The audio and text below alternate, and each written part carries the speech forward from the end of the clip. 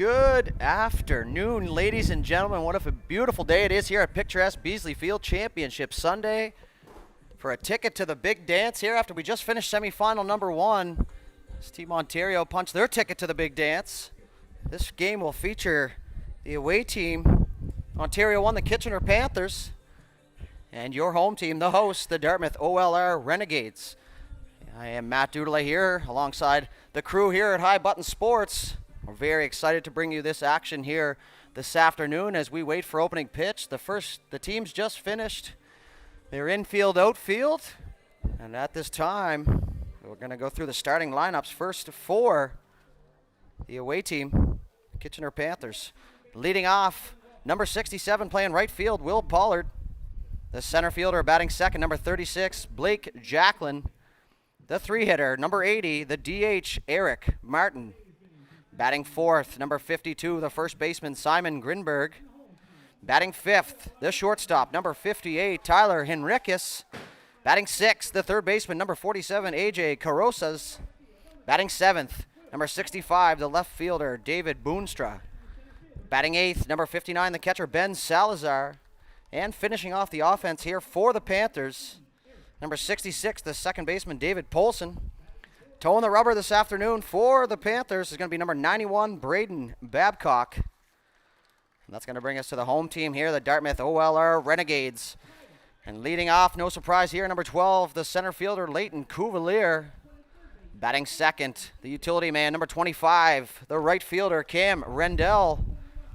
Batting third, number 3, the shortstop, Noah Boutlier. Batting fourth in the cleanup spot, number 27, the first baseman, Ty Doucette. Batting fifth, the third baseman, number 19, the veteran third baseman, Jake McKinnon.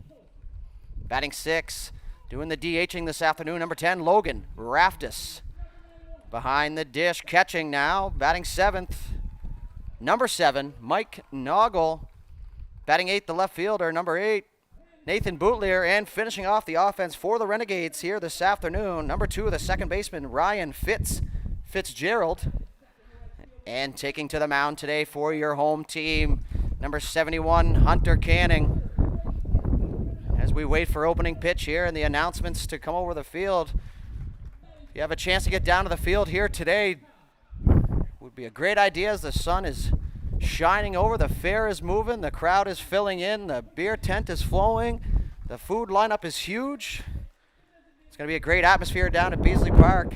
We do appreciate you tuning in here. We're going to take a quick breather as we wait for the pregame routines to take place, and we'll be right back with semifinal number 2 between the Kitchener Panthers and the hometown Dartmouth Renegades. That being said, we'd like to thank our stream sponsor today, Steve Carr, Royal LePage. Royal LePage, helping you is what we do best.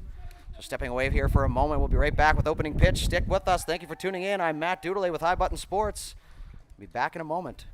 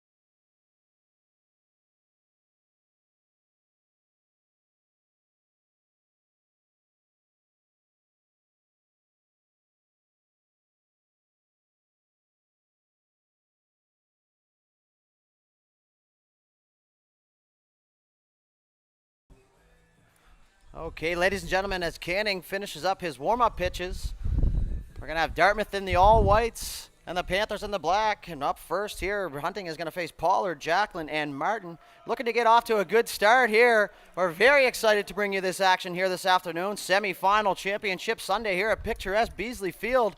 The bleachers are full, the sun is shining, and we are just moments away from opening pitch here as Pollard is going to do a little landscaping in the box here. First pitch scheduled for 1:15 p.m. as everyone takes their place here. Pollard gets ready to step in the box, and the dugouts really get riled up here. We get the go-ahead sign here from Mr. Umpire. And then the first pitch on its way. First pitch, 1:14 p.m., and that's going to be in there for strike one. So Canning working ahead early here. He's going to see if he can continue that here the rest of this afternoon.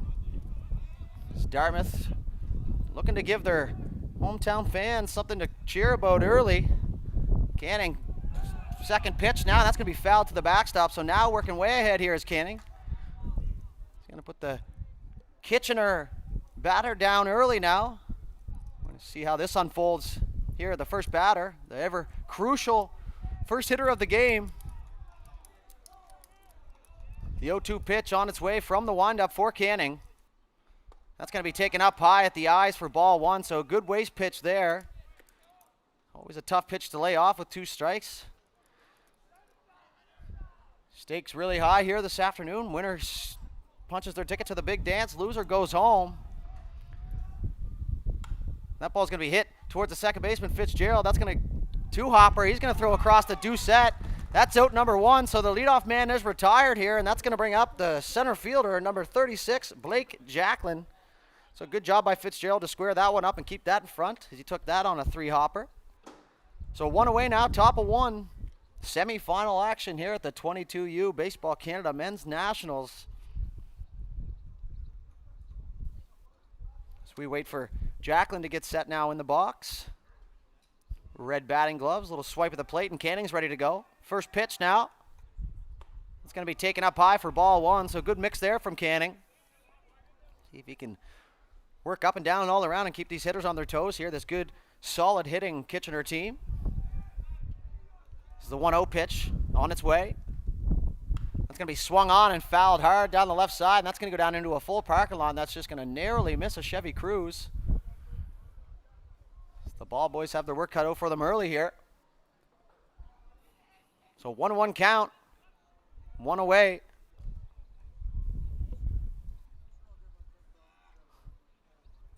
So we have a quick delay down at the dugout as they want to bring some game balls into action. Mr. Umpire says, I'm good for now, and let's go ahead. So 1-1 pitch. That's going to be swung on and hit to the second baseman, Fitzgerald. He's going to take that on a 2-hopper. He's going to throw that away. And a busy inning here for Fitzgerald as the second man is retired. As the Renegades snap that ball around. And a good start here for Dartmouth. And the pitcher Canning, as that's going to bring up the 3-hitter, number 80. DHing this afternoon, Eric Martin. So the big, tall Martin now, lefty hitting 3-hole hitter. As Dartmouth looks to get out of this half inning here unscathed and get on the sticks here early. That's a half-hearted swing now, and the ump's going to call that on the swing as that broke the plane. So that's no balls, 1 strike here.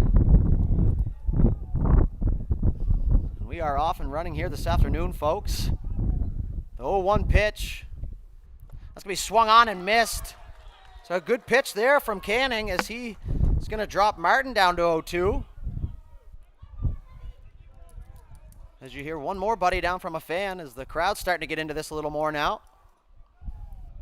See if the hometown crowd can play a factor in this. That's going to be swung on and missed, and that's a big strikeout for Canning as he's going to sit the side down in order. And that's a big first half of the inning here for the Renegades. As we move to the bottom half of the first inning, we'll have Cuvalier, Rendell, and Bootlier. And we'll take a short break, and we'll be right back.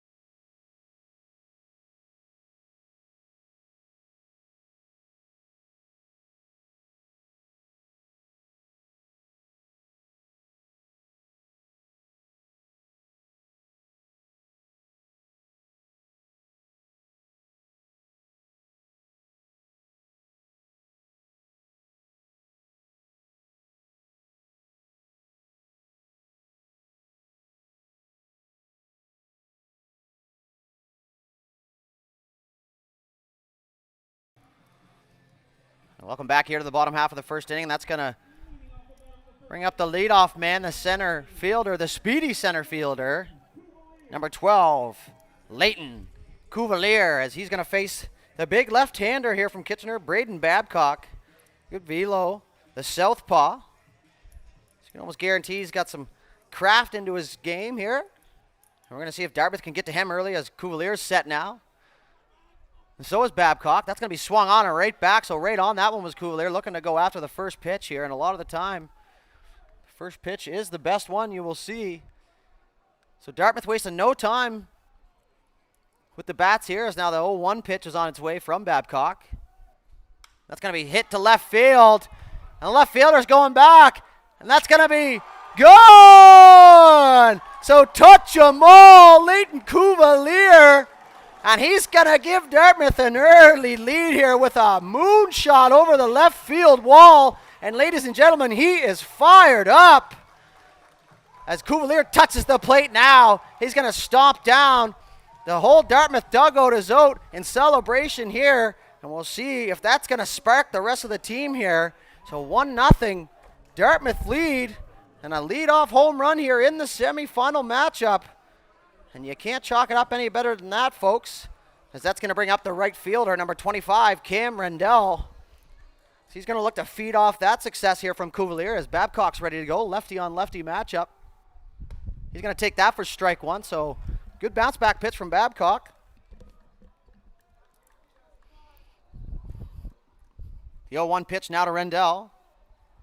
As Babcock shakes out the first sign, gets the one he likes from the windup. Swung on and fouled. Catcher just got a piece of that, so down 0-2 right away here is Rendell, as he's going to step out and take a deep breath. A little jiggle of the fingers there on the bat. That's going to bring him back to reset here. 0-2 pitch on the way now from Babcock. That's going to be taken on the inside part and a half swing, and they're going to ask for help, and no, he did not, says the third base umpire. So 1 ball, 2 strikes now. Oh, a great start here from Dartmouth thus far. We're going to see if Rendell can get himself on base now.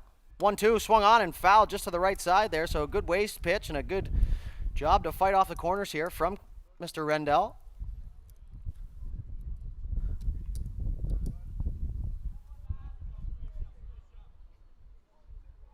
As relief pitcher Hoskins going to jump out and give Mr. Umpire a few fresh balls out of the box, as we've lost one already here.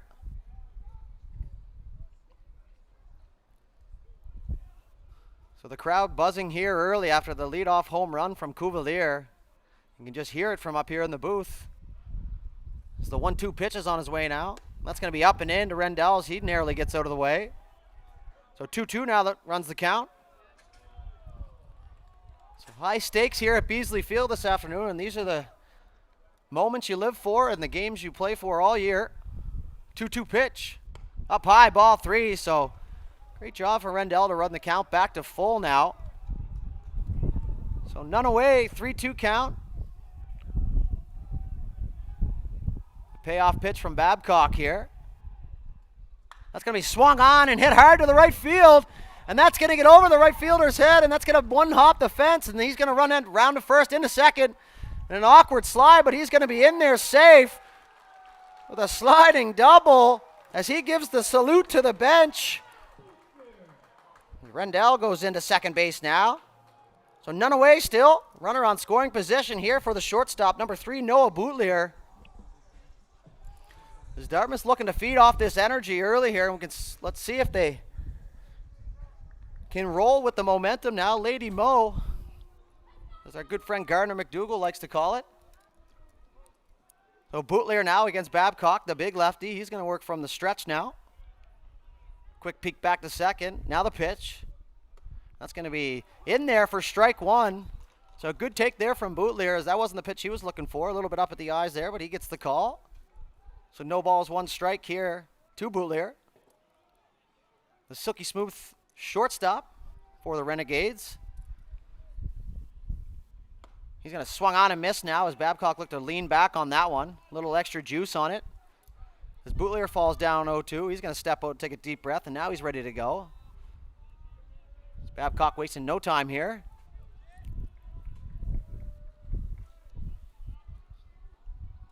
long pause here. Time's going to be called now as Babcock didn't get the sign he liked. So Rendell at second. Bootlier at the plate. None away now in the bottom half of the first inning. The pitch from Babcock. Swung on, and that's going to be hit to center field. That's going to be an easy one for the center fielder here for the Panthers. Blake Jacklin out there, and that's going to be the first out. That's going to bring up the first baseman, number 727, Ty Doucette. So he's going to get his spot all set here in the batter's box. Practice swing, and away he goes. He's ready to go now. So runner in scoring position for the cleanup hitter, Ty Doucette. So lefty on lefty matchup here. The first pitch to Doucette. We're going to have time called now. Much to the pleasure of the Dartmouth bench here. So a little bit too long of a wait there for Doucette, so he elects to call time, and it's granted by Mr. Umpire. And now we're ready to go here. Babcock in the set position, the pitch. Swung on and hit foul down the right side, and that's going to make its way up to the track here, so it's going to hit an umbrella down the right side. So good safety umbrella down there by the fan. And Doucette's going to fall behind 0-1 now. So real close to the plate here in his stance. The 0-1 pitch from Babcock on its way. That's going to be taken low for ball one, so 1-1 count. Rendell still at second base after his double. 1-1 pitch. The double look at second, the delivery. And that's down in the dirt, ball two. So good eyes from Doucette here. So he looks to settle in now. So the nerve's always a little high in the first at-bat here, and then you work around to your second time through, and it starts to get a little easier for you. Easy for me to say up here. I'm not in the game. So 2-1 pitch here to Doucette. Looking for one spot now. Something he can drive. That's going to be swung on and fouled straight back, so right on that one was he. And that's going to be 2 balls, 2 strikes here as Mr. Umpire informs the Dartmouth bench to stay inside.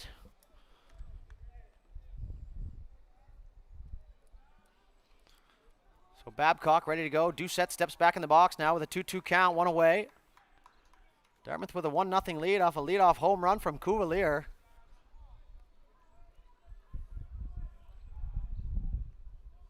2-2 now. Swung on and hit hard to the right side just past the Dartmouth dugout.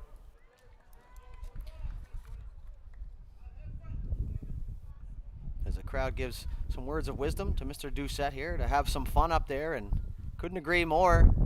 As high as the stakes are, this is always a fun moment. You never know when you will find yourself back in one of these games.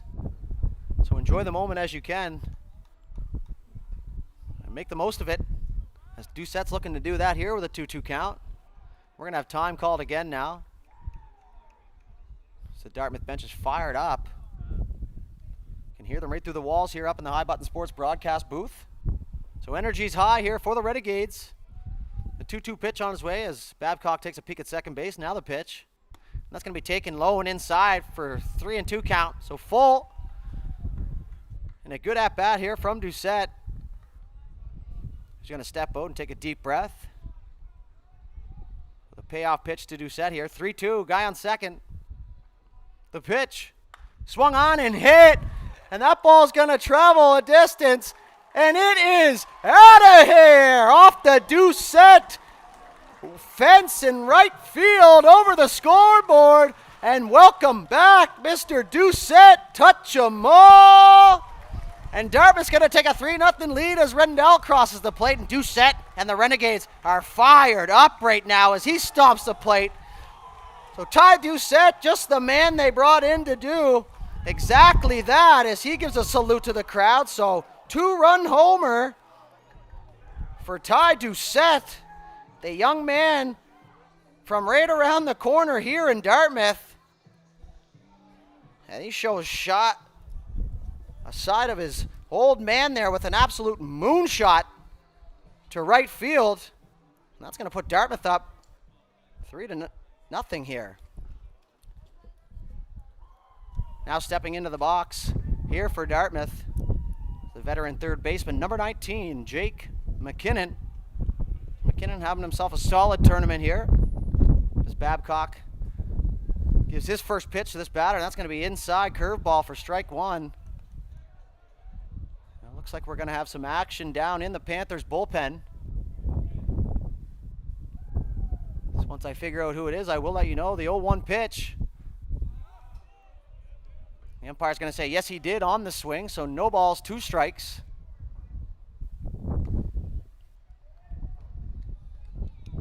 So McKinnon finds himself down in an 0-2 hole, and Babcock's looking to erase this hitter after giving up 2 home runs thus far in this inning. The 0-2 pitch to McKinnon, that's going to be low in the dirt. Ball 1, so good eyes there as emotions are high. There's a tendency to get antsy up there, but McKinnon and his veteran presence staying calm. That's going to be swung on. And the inside pitch, that's going to be the second out here this afternoon as McKinnon's erased on strikes. So duck hunting this afternoon. It's number 10, Logan Raftis. As he starts with nobody on base here, he's looking to get the ball rolling again here with 2 away. Electric atmosphere down at picturesque Beasley Field. This semi-final game. This beautiful Sunday afternoon. The first pitch to Raftis. It's going to be swung on and missed, and a healthy hack there from Raftis as he was looking to send that one into the tilt-a-whirl. He'll find himself down 0-1. 0-1 pitch now to Raftis. That's going to be taken low and outside. Ball 1. So a good mix there from Babcock. The big left-hander looking to get his team back into the dugout here and on the sticks. A 1-1 pitch. Swung on and missed, strike 2. Another healthy hack here from Raftis, and we'll see if he'll shorten the swing here with 2 strikes.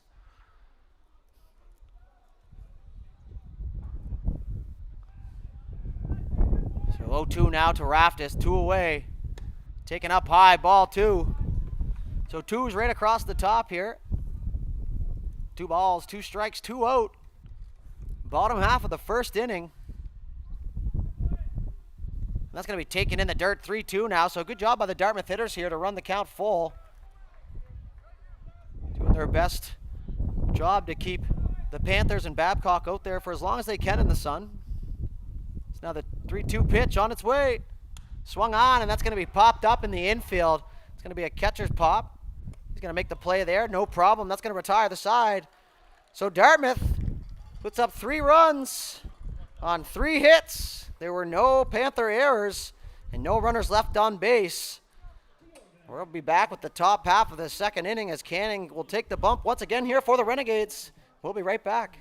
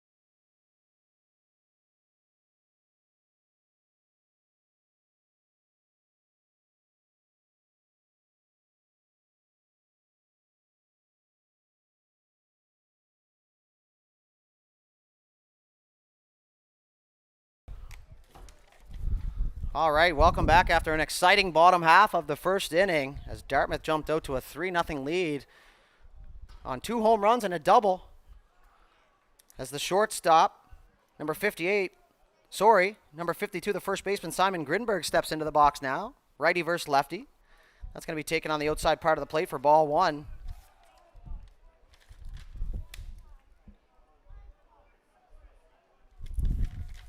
A 1-0 pitch now. That's going to be taken outside once again here. So 2-0 now.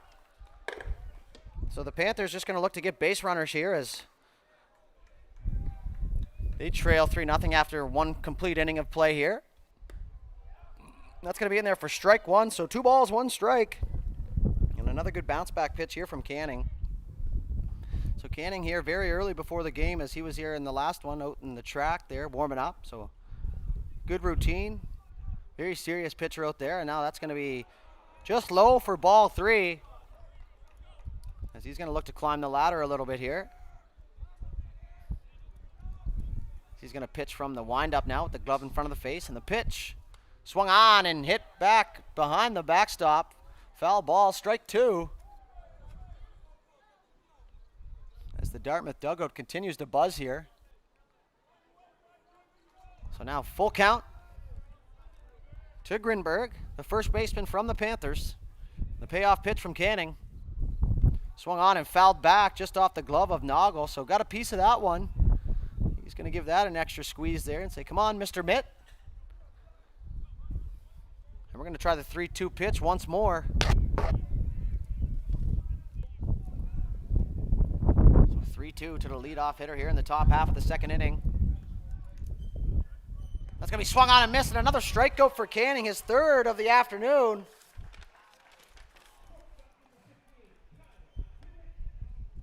So that's 1 out, and the leadoff man is retired here in the top half of the second, and that's going to bring up the shortstop, number 58, Tyler Henricus. I watched Henricus in warm-up and a few times this weekend here, and he's a very smooth fielding shortstop, and as most of them are here in this tournament, as some of the best ball players in the country are on showcase here at Beasley Field, so what a treat we have been treated to this week. As Canning throws first pitch for a ball. The 1-0 pitch is going to be in there for strike 2. So curveball, good off-speed pitch there. Keep him on your toes. Sitting fastball there with 1 ball. He's going to let that one go by as Henricus. So the 1-1 pitch from Canning now. He's going to be swung on and missed. Another curveball on the outside part, and a great decision there. So good chemistry between Canning and Noggle here as Henricus falls down 1-2. Henricus with the beautiful stir-up socks, as we've always been a fan of up here in the booth. That's going to be taken up and in for ball 2. So good waste pitch there from Canning. So he mixes it in. He'll toe the rubber once more. Glove in front of the face. Gets the sign he wants. 2-2 pitch. Check swing, and they're going to check it, and no, he did not, says Mr. Umpire down the first base line. It was a great pitch there, and a good job by Henricus to hold back. So wrist strength on display here. So 3-2, 1 away. Top of 2 here, semifinal action. The payoff pitch from Canning here. It's going to be hit to center field. And Canning's going to, Cuvalier now. He's going to take a few steps back as the wind holds that one up just a little bit, and he's going to make the play, and that's a second out here of the inning. As A.J. Carosas, the third baseman, where number 47 is going to step into the box now with 2 away.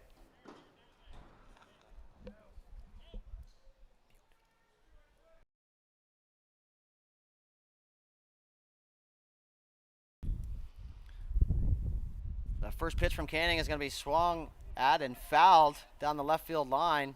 That bounces just in front of the fans down there in the bleachers.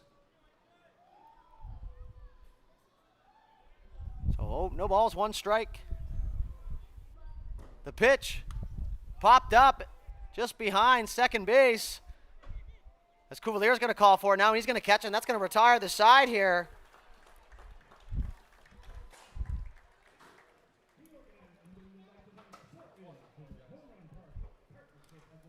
So we're going to move on to the bottom half of the second inning here. We'll see if Dartmouth can continue their success, but at this time, we'd like to thank our stream sponsor, Steve Carr from Royal LePage. At Royal LePage, helping you is what we do best.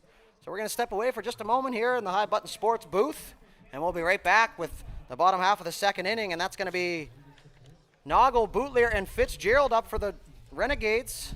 And we'll be right back.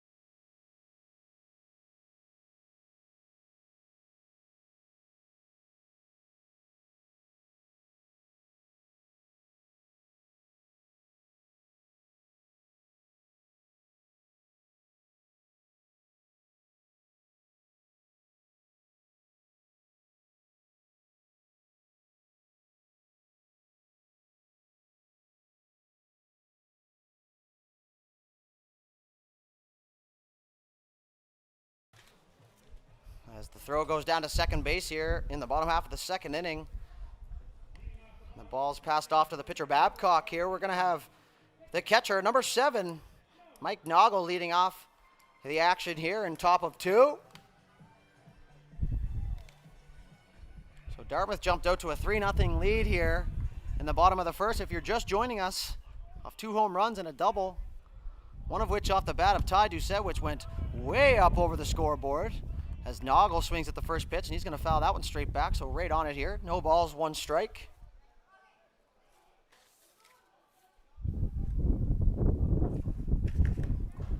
The 0-1 pitch from Babcock here. A delivery. That's going to be bounced in front of the plate just past the feet of Noggle, and that's going to be 1 ball, 1 strike.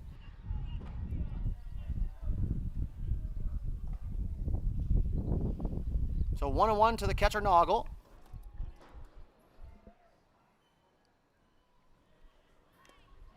That pitch is going to be swung on and missed, or fouled, sorry. That's going to be strike 2 on Noggle, and we just got word that we're going to have some action down in the Panthers bullpen as number 72, Crawford Passy, gets ready. Seen him a few times this weekend. Good, hard-throwing right-hander. And it should be mentioned, one of the hardest working guys on the team, as we've seen him sprint after foul balls pretty much all weekend here. So lots of fun having from Passy as the 1-2 pitch comes to Noggle. That's going to be swung on and popped up just over the booth now, and that's going to land on the track. As out of reaction, I put my arm up, and however did not make the play. So 1-2 once again here. That's going to be taken on the outside corner, and Noggle didn't like that, but he sat down on strikes. So a good spot there from Babcock, as that's going to be his first strikeout here this afternoon. And that's going to bring up left fielder number 8, Nathan Bootlear, who, if somehow you've missed me talking about him, has made some incredible plays out in left field, one including robbing a home run, as the first pitch to him comes in now, and that's going to be up and in for ball 1. So lefty versus righty matchup here. On paper, favorable for the right-handed hitter. Big man Babcock might have other things to say about that, as that pitch is swung on and missed. It's going to bounce out of the glove there of the catcher Salazar. So 1-1 now. Top of 2, 3-0 lead here for the Renegades. And the all-white unis. 1-1 to Bootlear. Swung on and missed, and bounces out of the glove of Salazar once more here. As he'll go grab that one and throw it back into Babcock. So 1 ball, 2 strikes. Bootlear choked up on the bat. A double tap of the plate, which he does every time. Always interesting to see the routines here of the hitters, as that ball is going to be taken in the dirt for ball 3.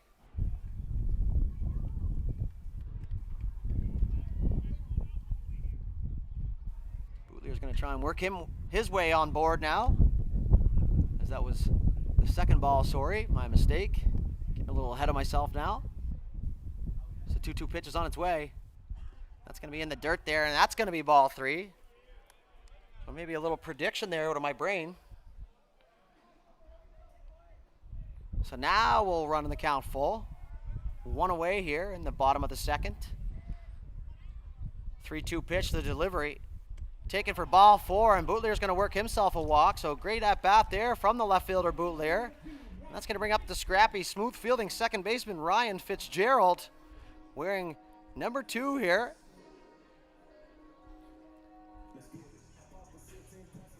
As Coach Westhaver goes through his signs. Now we're on the same page. So 1 away now, runner on first. As Bootlear draws a walk. He's going to take a decent-sized lead over there at first, and we're going to see if we can read the pickoff move. And that's going to be hit by Fitzgerald, and that's going to be first pitch swinging, and that's going to be a liner into center field just in front of the center fielder. We're going to have 2 runners on here as we come back to the top of the order. And Cuvalier is fresh off a leadoff home run in the first inning to spark this Dartmouth offense.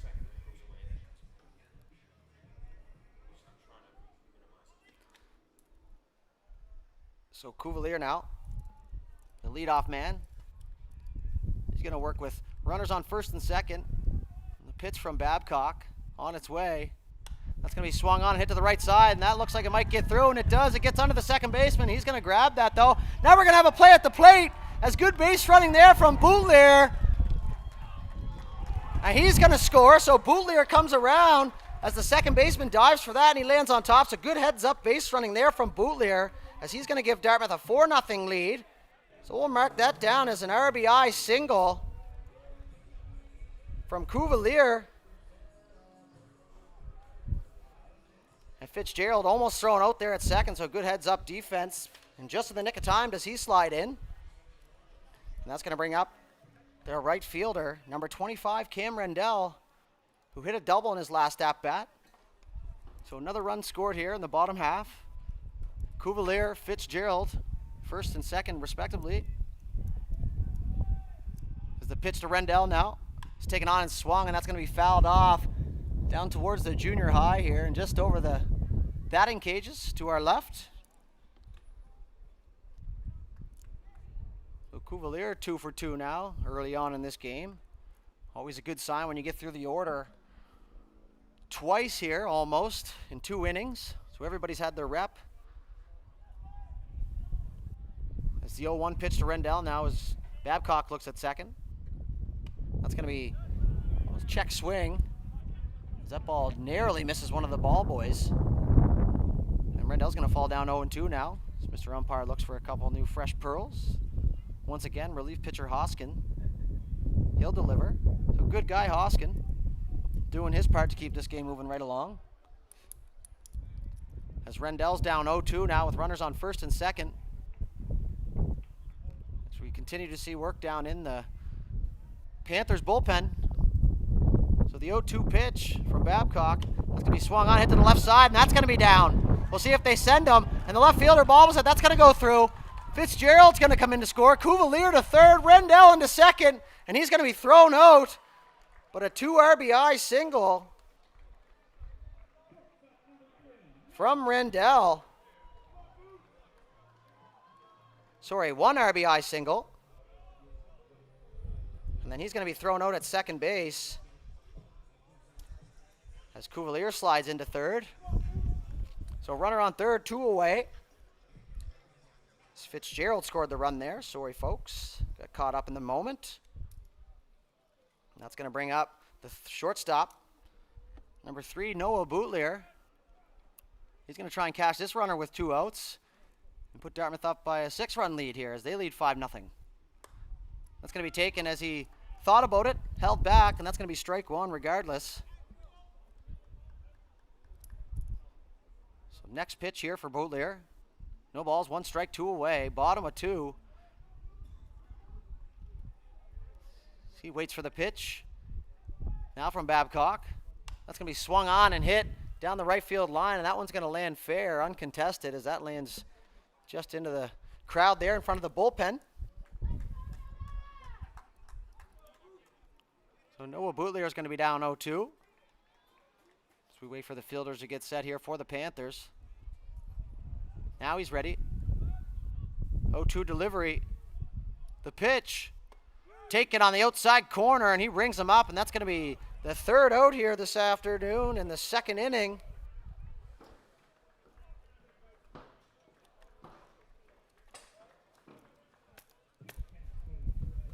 So we'll move to the top half of the third here with Dartmouth scoring 2 runs on 2 hits. And there was no Panther errors and 1 runner left on base. So we'll move to the top half here with the Panthers coming to the dish. And we'll be back in just one moment.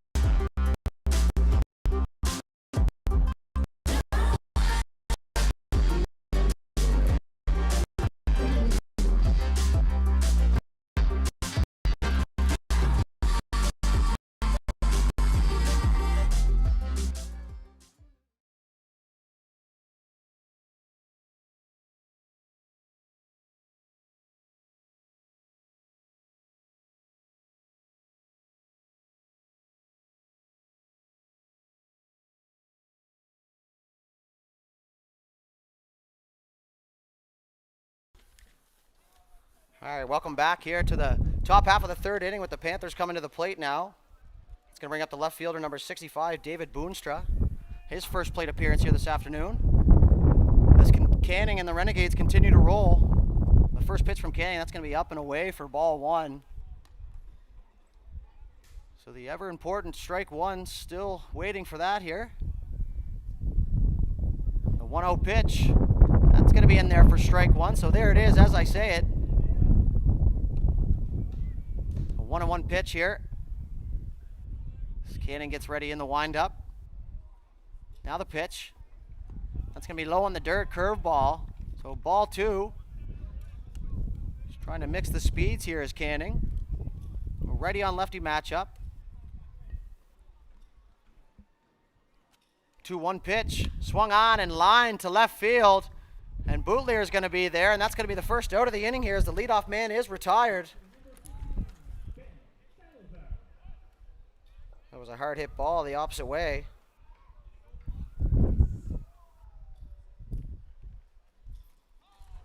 So 1 away now here in the top of 3.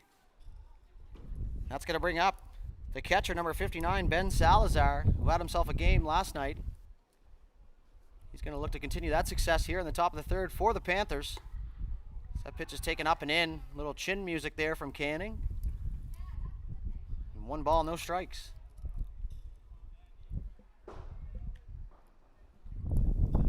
The 1-0 pitch on its way here from Canning. That's going to be in there on the outside part of the plate for strike 1. So Canning doing a great job with bounce back pitches here. He continues to roll.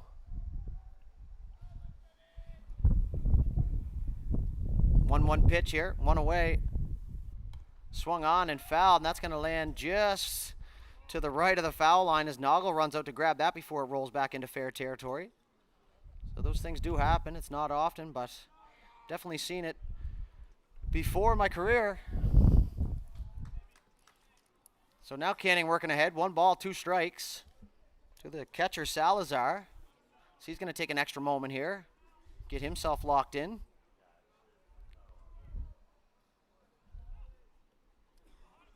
So 1-2 pitch here from Canning. That's going to be taken up high there, and a good pitch at the eyes. Try and get him to go fishing. Swinging a bad one, but that's going to run the count 2-2. Canning takes a deep breath here on the mound. Now he gets the sign he wants. The pitch. Check swing.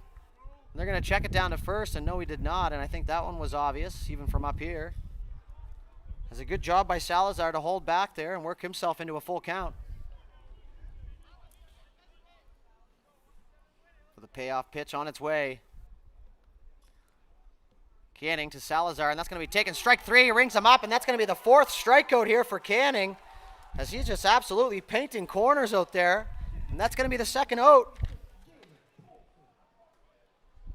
As we're going to bring up the second baseman, number 66, David Polson. The beautiful matching syrup socks. So he's going to do some landscaping here, and the grounds crew might have a few things to say about that. So 2 away now as the Dartmouth fielders are giving a little extra boost here to pitcher Canning. He seems to be just fine out there on the mound. He does his pre-pitch routine. Now the pitch, as they're going to lay down a bunt. McKinnon's going to charge that, and that's a hell of a bunt. McKinnon on the run, bobbles it, and he's not going to get there in time. It's a beautiful bunt single for Polson. And we have some debate whether it was an error or not. But as a bunter myself, I might be a little biased. So it was a tough play for McKinnon there, as he had to run a long way, field that on the run, find his target, and he bobbles it, and they're going to have a runner at first base now as we flip the order back over to the number 67, the right fielder, Will Pollard. He grounded out to second base in his first at-bat, so 0 for 1 as the runner gets a little jumpy out there at first. He ends up staying put, and that's going to be strike one here from Canning. So 2 away now. Top of 3, Dartmouth leading 5-zip in this semifinal action here. We'll keep an eye on that runner for you at first as he dances. Decent lead, he stays put. Now that's going to be hit down the right side, and that's going to end up foul, and they're not going to have a play down there, as that's going to end up near the bullpen. So working ahead is Canning. No balls, 2 strikes with 2 away. Going to make sure that runner doesn't come around to score here and continue this 5-0 lead. So we'll see what he goes with on the 0-2 pitch. So he takes a quick peek over his left shoulder to first base. That's going to be taken just outside, and a good off-speed pitch there. And a good job by Pollard to let that one go.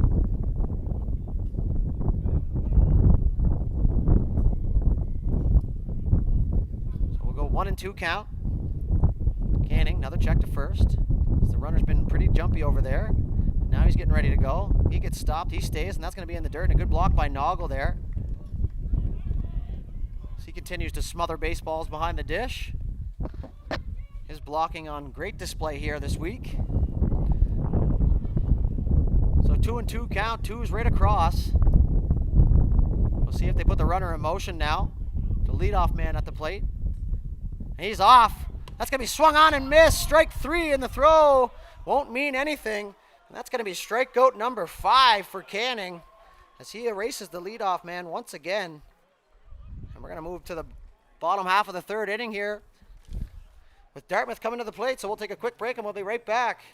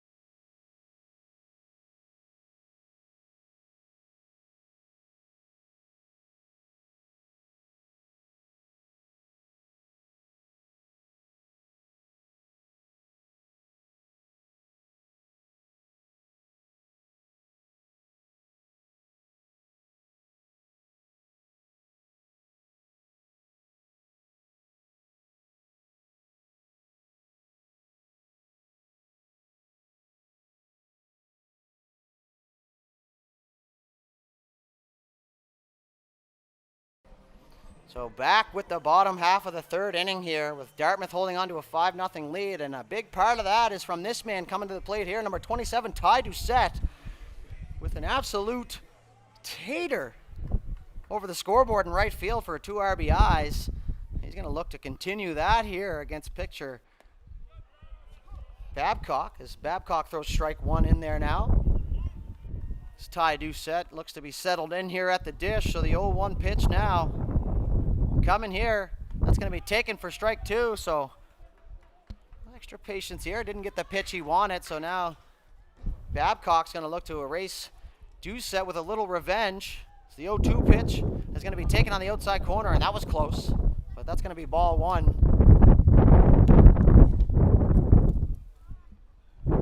So 1 ball, 2 strikes. Swung on and fouled just off the shin pad of the catcher, Salazar. That ball is going to make its way to the backstop here. So 1 ball, 2 strikes to Doucette. Lefty versus lefty. That's going to be swung on and missing a good off-speed pitch there as he's going to erase Doucette. So good revenge there from Babcock as he gets his second strikeout here this afternoon. It's going to bring up the third baseman, number 19, Jake McKinnon. Some real good veteran leadership on this squad. Had a quick chat with him before the game, and he seemed to be calm, cool, and collected, trying to keep the young guys in the exact same mindset as the pitch comes from Babcock now, and that's going to be swung on and hit off the leg of Babcock as he's going to have to retreat now. McKinnon's going to have to hustle, and that's going to go off Babcock, so a tough break there, and hopefully he's okay, but he looks to be fine, and that's going to go down in the book as a single for McKinnon. So first pitch swinging. He's going to find himself on first base here, as that's going to bring up the DH, Logan Raftis, who popped out to the catcher in his last at-bat.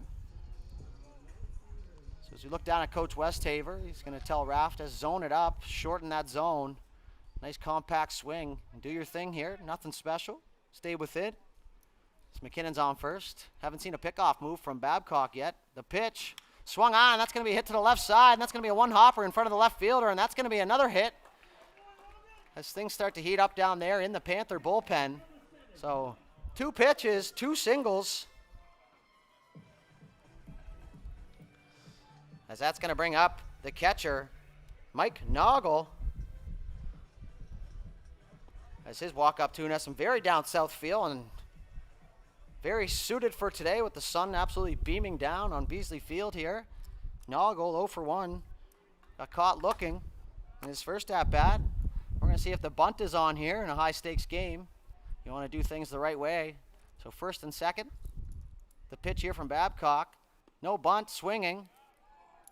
He's going to miss that one. He's going to fall down 0-1 as he gives the dirt a kick. So wasn't happy with his pitch selection there.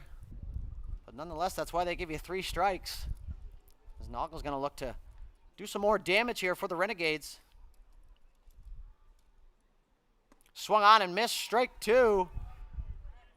Noggle's not happy with himself here. He's going to have to take a deep breath, get himself back in the saddle, as he knows. So no problem, Noggle here. Babcock, no slow choke there on the mound. 0-2 pitch on the way. Swung on and missed, so 3 pitches, 3 strikes, and that's going to be Babcock's 3rd strikeout here. And that's going to be the first out. Although the scoreboard says 2. So maybe they know something I don't know here. Sorry, that's the second out, as Doucette was taken down on strike, so my apologies to the scoreboard operators. I got caught napping up here in the booth. Nonetheless, number 8, Nathan Bootlier, the left fielder, is going to step in here against Babcock. Runners on first and second. He's going to call time, and it's granted. Babcock not a big fan of that. It's 3 or 4 times they've called time. Bootlier is going to look to shoot something through here, so the runners will be off on the swing. That's going to be a check swing strike, as he actually did go around. He's going to step out, recalibrate here, and he's going to step back in, do his double tap routine. Now he's ready to go. Big lead at first for Raftis. McKinnon at second. The peak, the pitch. Swung on, that's going to be hit, and that's going to land in front of the center fielder, and we're going to see if they're going to hold him. And they do, as a good strong throw from the center fielder is going to hold McKinnon at third. So that's going to be a hit for Boutlier. And that's going to load him up here for Fitzgerald, who had a single and a run scored in his first at-bat. As we're going to have McKinnon at third, Raftis at second, and Boutlier at first. And we're going to have a mound consultation, as my good buddy Mark Moffat likes to say. Big fan of that term. He's going to have a quick peek down to the bullpen. We'll see if they do a pitching change, as the gate is open down there. And they're going to call for the right-hander here. So we're going to have a pitching change for the Panthers. And as we wait to find out who it is, as he trots in here, as Babcock takes his taps from his teammates. And no matter what happens, it's always good to have the support of your teammates. I know it's hard sometimes when you're upset to want to give high fives, but he does in a good sport there as he comes in calmly, and nice to see. And that's a very good role model for the younger kids here at the park.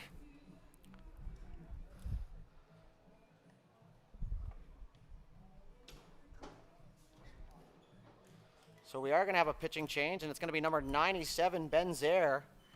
Because the last time I updated you was Crawford Passy, so they switched it up, and it's going to be Zaire. Now he's going to come into the game. We're going to take a quick short break as Zaire finishes his warm-up pitches, and we'll be right back here with bottom of the third action from Beasley Field.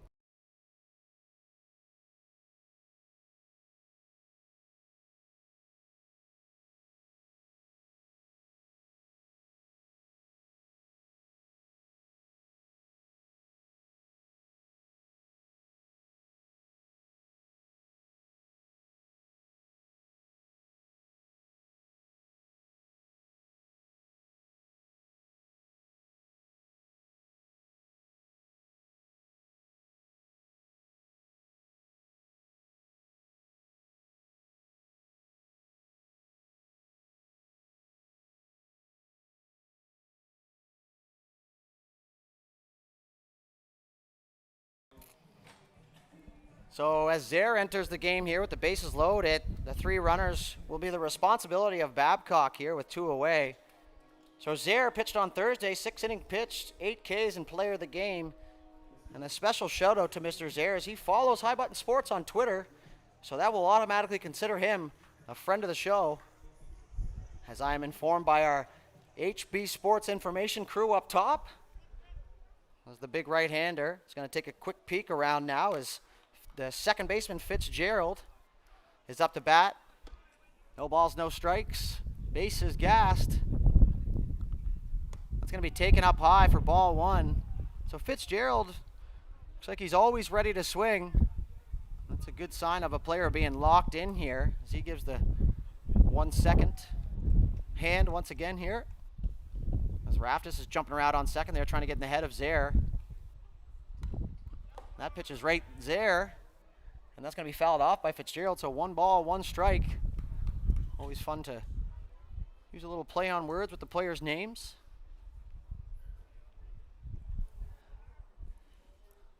So 1 ball, 1 strike, 2 away, bases loaded. Fitzgerald's going to call time now. So another time call granted here for the Renegades.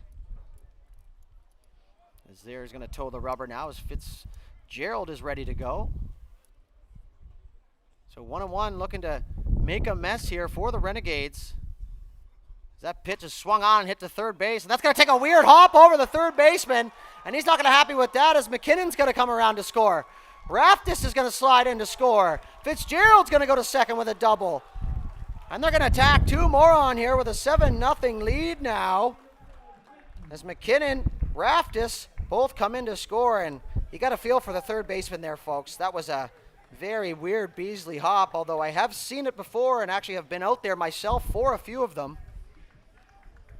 Nonetheless, Fitzgerald's going to get in there with a sliding double, and 2 RBI. So 2 away still now as we flip the order back over to Cuvalier. We're going to have runners on second and third with 2 away. So tough break for the third baseman there for the Panthers, as he had that one lined up and it bounced up over his head as that pitch is in there for strike 1. So Carosas, if you're ever listening to this, I feel your pain, brother. And that was a tough one to watch, and I know you weren't too happy about that, but that's the beauty and non-beauty of this sport as the 1-0 pitch comes in. That's going to be fouled down the right side. Sorry, that was the 0-1 pitch. Now it's going to be 0-2, so 2 away, 2 strikes. As Zare comes in a tough spot. He's doing his best here, as that was a good pitch there. The last one, he got his induced ground ball. And like I said, took a weird hop and down the left field line. That plates 2, so no balls, 2 strikes to Cuvalier here. That's going to be inside, ball 1. So good take there from Cuvalier and a good spot from Zare.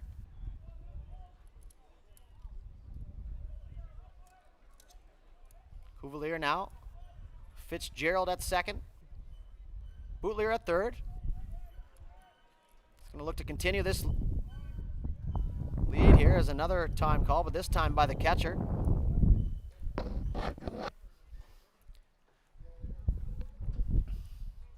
As the fans pile up here in the right side of the HB Sports broadcast booth, and the pitch swung on. That's going to be hit up the middle, up the mound. Shortstop's going to field that, and he's going to get called out. And from here, it certainly looked like a safe call, but keep your cool here as it's 7-0.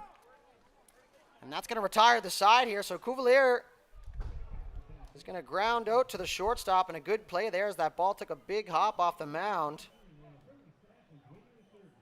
So Dartmouth scores 2 more on 4 hits. There was 1 Panther error and 2 runners left on base. We'll be right back here with the top of the 4th inning.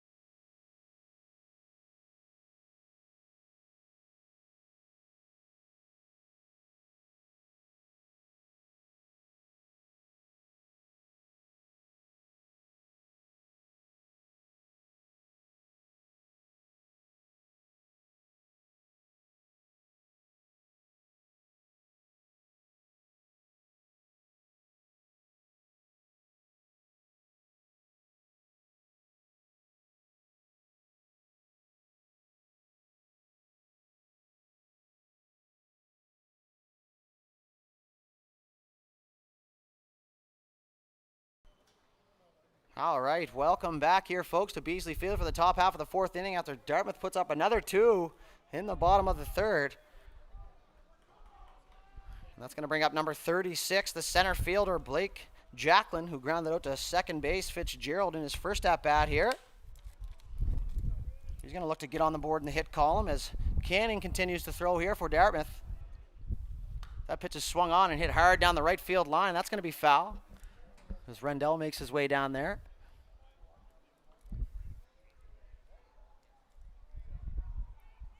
So no balls, 1 strike to Jacklin here.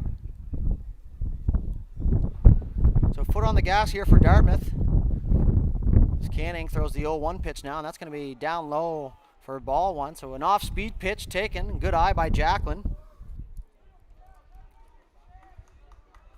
So he's going to look to spark his Panther squad here. It's the 1-1 pitch on its way up high, way and out. It's going to be 2 balls, 1 strike. So that one got away from Canning a little bit.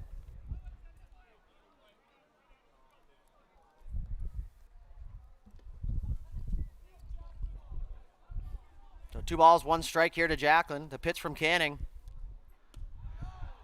That's going to be too low there, so 3 balls, 1 strike. No problem here. Climb the ladder now. Bounce back pitch is Canning's thing. He's just going to take an extra second here. As Jacklin looks to work a leadoff walk. And that's going to be ball 4 now, so Jacklin is going to work himself a walk, and he's going to trot down to first base, and that's going to be the leadoff man off here for the Panthers as the DH number 80, Eric Martin, steps in. the big left-hander. Left-handed hitting, that is. So Canning going to look to get a ground ball here up the middle as they can twist two, hopefully. It's always good to get 2 outs with 1 swing. As that pitch is bounced in the dirt and picked by Noggle, so good job there to hold the runner at first base as Mr. Umpire is going to pick up the mask there. So a little mutual respect from the 2 guys behind the dish here as Doucette's going to call time and go have a quick chat with Canning. So some good leadership quality shown from Doucette here as he's a younger man on the team, but a big presence. As he trots back to first. Canning now is going to flip that ball out of his glove into the bare hand. Now he's going to get the sign. He looks at first. Now he's set from the stretch. The runner's bouncing around now. He stays put, and that's going to be in there for strike 1. So a curveball on the outside part of the plate, and the Kitchener fans and bench not happy with that call. As from what I've seen, Umpy's been pretty consistent up here. It's another peek from Canning. Now he's set. Once again, the pitch from the stretch. That's going to be swung on and missing. A vicious hack there from Martin as he was looking to send that one into the next neighborhood. So 1 ball, 2 strikes now to Martin. Jacklin on first after a leadoff walk. Canning now, he's ready to go. Runner stays put. That's going to be way up and out. A little extra juice on that one as that's going to go in for 2 balls and 2 strikes.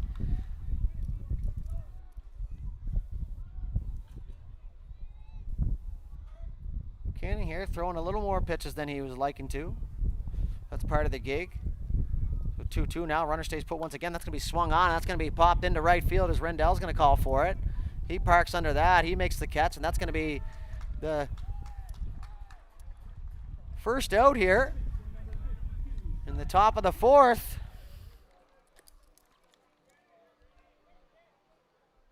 That's going to bring up the first baseman, number 52, Simon Grinberg, who struck out in his first at-bat in the 2nd inning.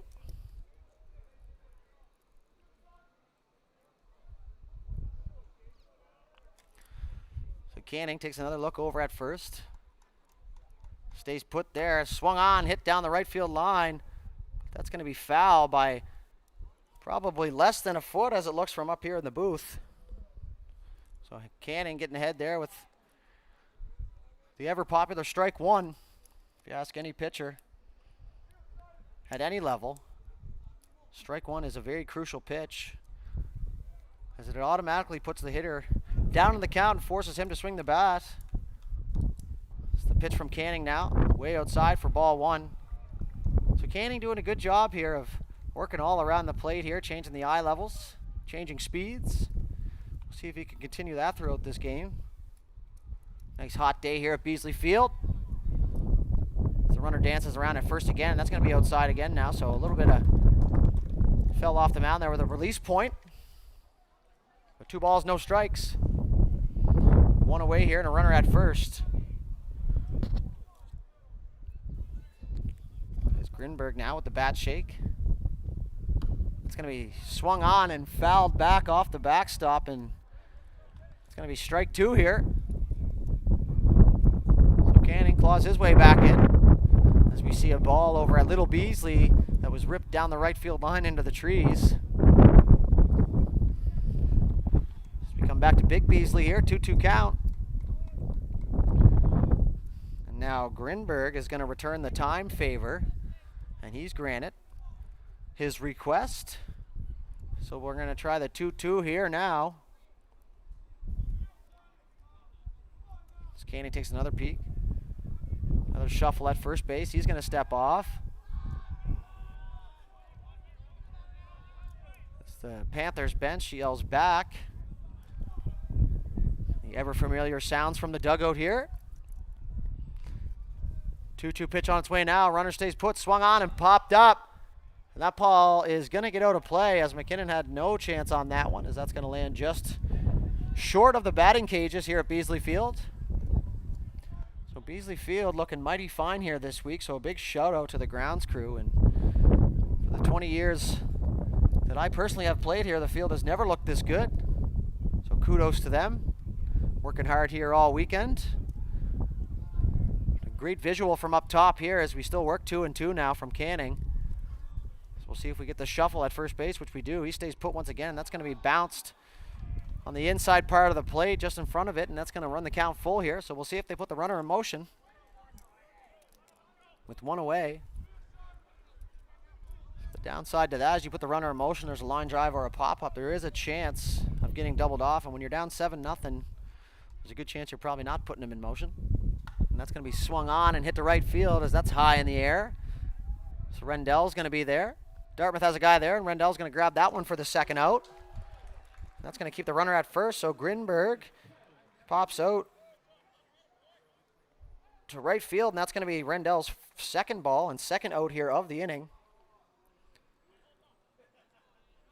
So now Coach Westhaver is going to come out and replace a couple balls.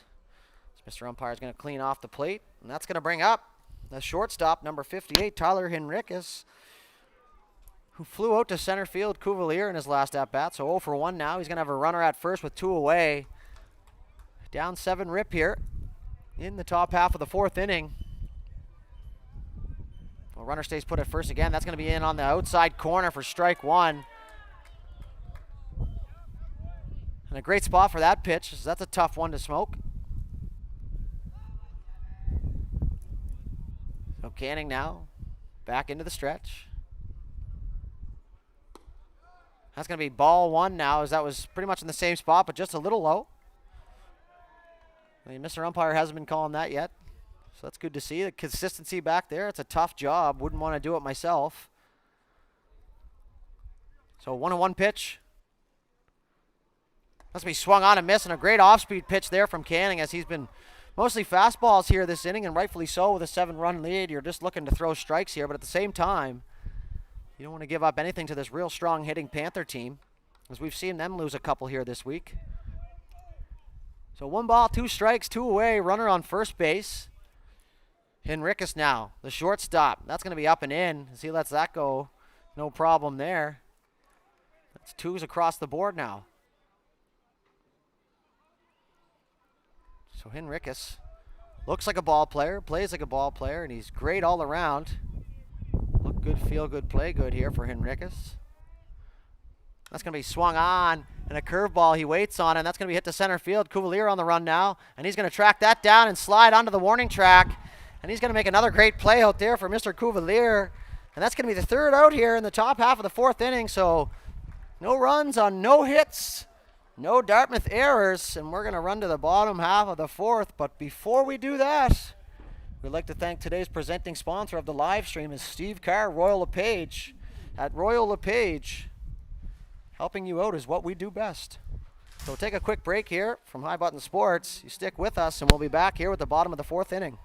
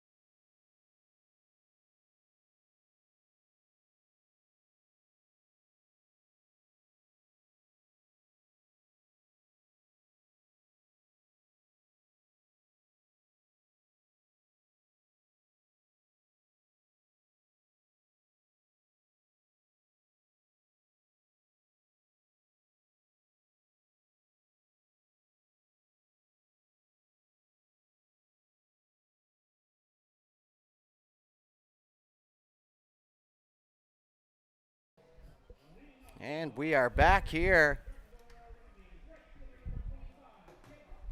Good.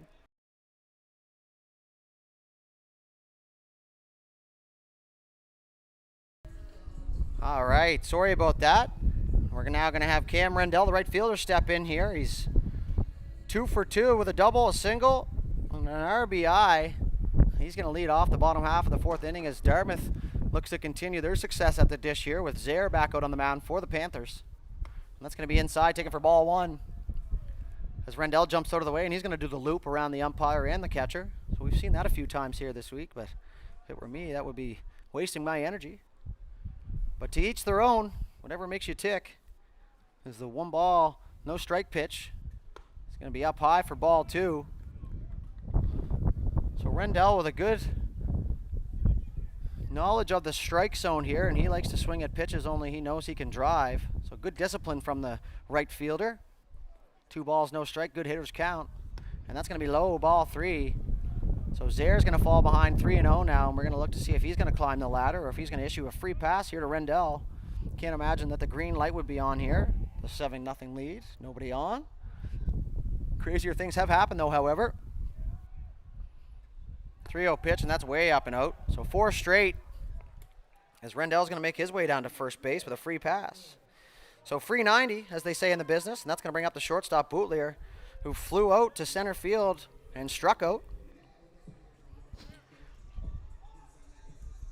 As the second baseman now communicates with Zaire out there saying, come back or you and I here. It's usually the shortstop, but in this scenario with a hard-hitting right-hander, they're going to elect to go with the second baseman. So good communication there. Love to see that.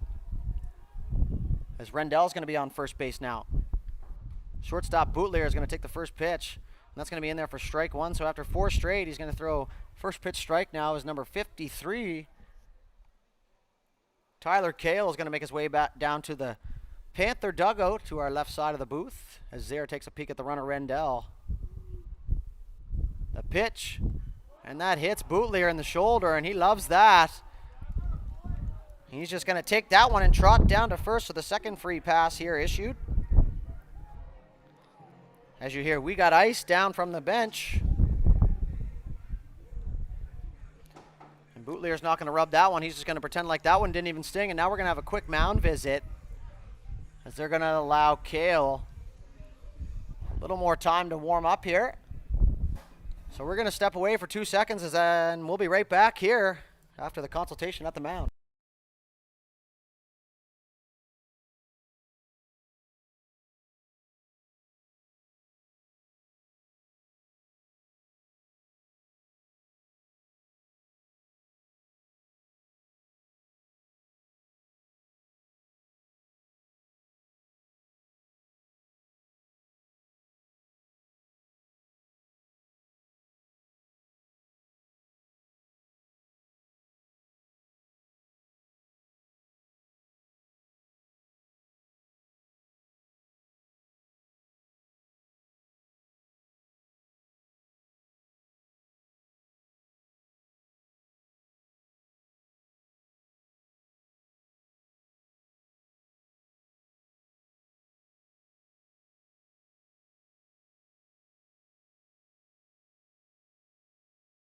So that's going to bring up Ty Doucette here after the mound visit, the first baseman who's 1 for 2 with an absolute tater. He's going to have runners on first and second now, and that pitch is going to be up and out for ball 1 to Doucette. So pretty electric bat here, and don't want to give him too much to hit here with a runner in scoring position and already a pretty big lead. So Bootlier at first, Rendell at second. 1-0 pitch to Doucette on its way from Zaire. That's going to be a curveball, and Ty's just going to lay off that one. It's not the pitch he wanted, so 1 ball, 1 strike.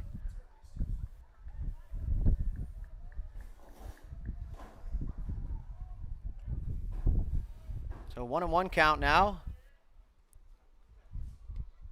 That's going to be swung on, and a big swing from Doucette there as he's going to swing and miss, and that's going to be 1 ball, 2 strikes.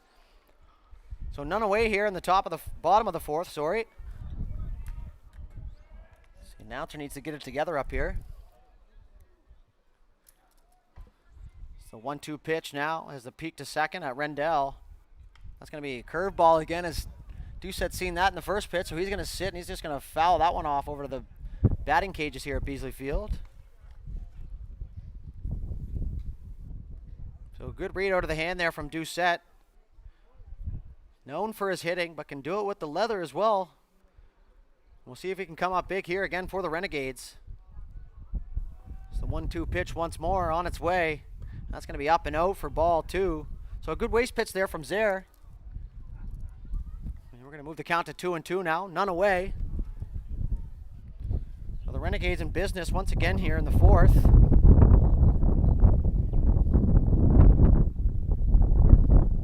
So 2-2 pitch.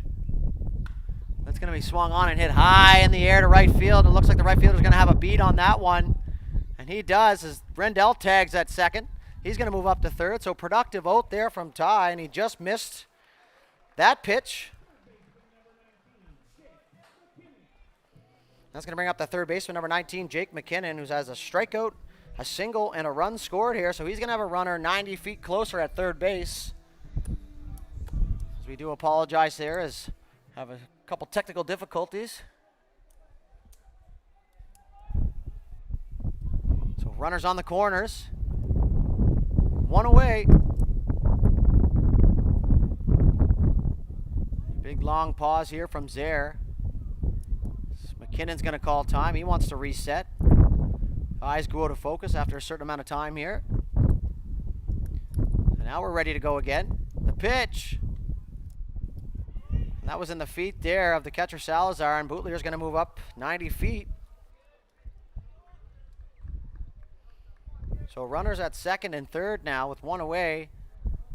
The 5-hitter McKinnon's up. A big hole on the left side, so it's not. I got the scouting report here on McKinnon as he likes to use the left side of the field. As the 0-1 pitch now. It's going to be swung on and hit to the right side, and that's going to score a run here. So a good productive out there as Bootleger going to cross the plate. Rendell. And Bootleger's going to move over to third, so that's going to be an RBI ground out for McKinnon.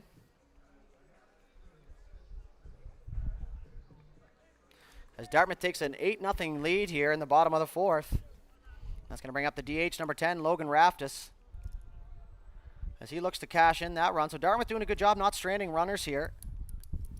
As Bootleger's on third now, Raftis is going to swing, and that's going to be popped up, and that's going to come just in front of us here and into the crowd up over the mesh. So Zaire's going to be working ahead here. No balls, 1 strike. As Kale continues to warm up down in the Panthers bullpen. Bootleger with a walking lead at third. The pitch to Raftis. That's going to be in the dirt, bounce, and a great job back there by Salazar to square that one up. As he just stepped out of his stance a little bit, took that one in the chest, kept it in front. That's going to hold the runner at third. His friend of the show, Chris Stakos, walks into the field here. And we're going to go 1-1 pitch to Raftis. That's swung on and missed, so another big hack there from Raftis. So he's looking to do some damage to some baseballs here today. So 1 ball, 2 strikes now, 2 away. 1 runner left out there on third base. As Raftis looks to finish that job. The pitch now swung on. That's going to be hit to the left side, and that's going to be an RBI single from Raftis, and a nice short compact swing there from the DH. And that's going to bring Bootleger all the way around and score, and that's going to be 9-0 lead for the Renegades here. So we'll move down to the catcher, number 7, Mike Noggle, as Raftis does his job and cashes that run from third. Now Noggle's going to look to keep the train rolling here with 2 away. So good 2-out, 2-strike hitting there from Raftis. And you got to love seeing that. 2 big hacks at the first 2, and then he shortens up, chokes up, puts it in play, and he gets rewarded for that as that first pitch is looped in there for strike 1. Noggle's looking to get on the board here. He's 0 for 2 with 2 strikeouts. So quick look over to first from Zaire. Now the pitch. That's going to be taken on the outside corner for Noggle, as he's going to take strike 2. So 0-2 count now to the catcher, Noggle. As Zaire's looking to send the Panthers back into the dugout and on the sticks here. Once again, limit the damage. Go-to pitch, the delivery. That's going to be a curveball just inside as Noggle just gets out of the way. As the Where It chants come from the dugout. So 1 ball, 2 strikes to Noggle here. Raftis on first after an RBI single. That's going to be swung on and fouled into foul territory. And that's going to land right on top of the Dartmouth dugout there, and that ought to get a couple of the players jumping down there.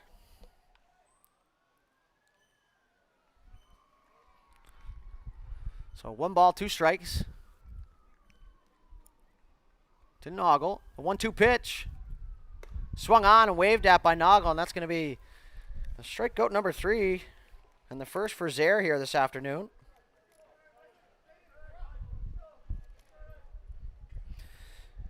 So Dartmouth puts up another 2 runs on 1 hit.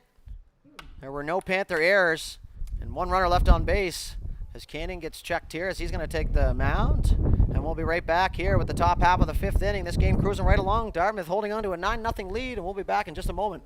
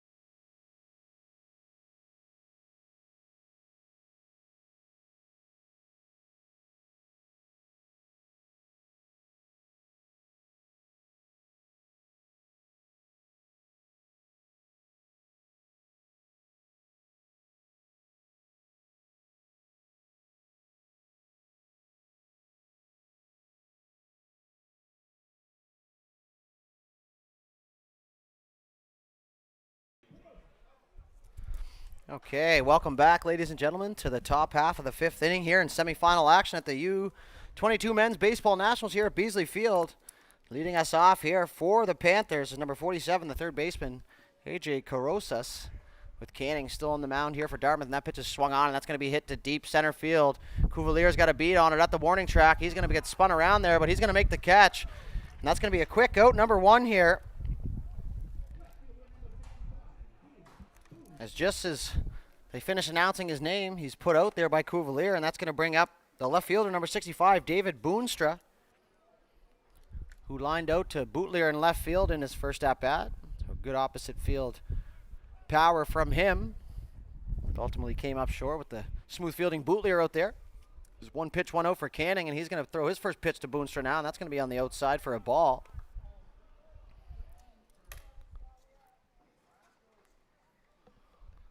So 1 ball, no strikes here to Boonstra. That's going to be bounced in front of the plate and blocked by Noggle. No surprise there. So 1 ball, 2 balls, no strikes. Good hitter's count here for Boonstra. So he's going to look to get the Panthers offense sparked here, and that's going to be hit to third base. And what a snag by McKinnon. And he's going to throw that at a 1-hopper down to first, and Boonstra's going to make his way to second. So great defensive play there by McKinnon. Throw not so hot there. A good backup by Rendell to keep him from going any further than second. So that's going to go down as an E5 in the book. That's going to be first runner in scoring position here for the Panthers. So a great pick there by McKinnon. And a tough play at first for Doucette. And that's going to bring up the catcher, Ben Salazar, who struck out in his first at-bat. He's going to run her at second now with one away, as the leadoff man was retired in 1 pitch. Canning, quick look at second. Now the pitch. Curveball in there for strike one, so good pitch decision there, as Salazar was more than likely looking for a fastball, something he could drive into an alley and score that run to get this offense sparked here for the Panthers. No balls, 1 strike, 1 away here. A pitch from Canning on its way. The delivery. Strike 2, same pitch, same location, so doubled up on the deuce. And now Salazar is going to foul behind 0-2 now. So we'll see if he likes to go with the curveball for a third time.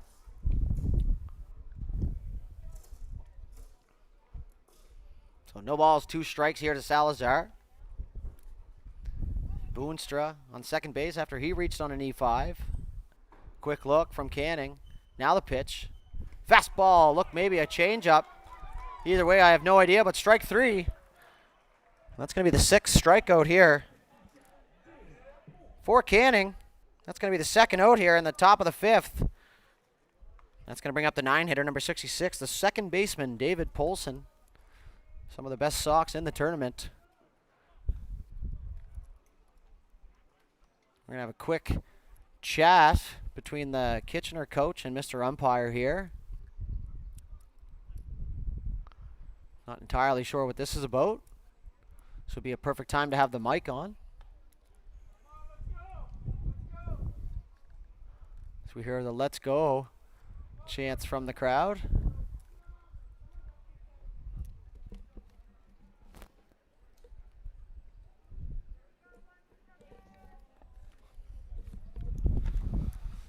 So Polson's going to step in here with 2 away.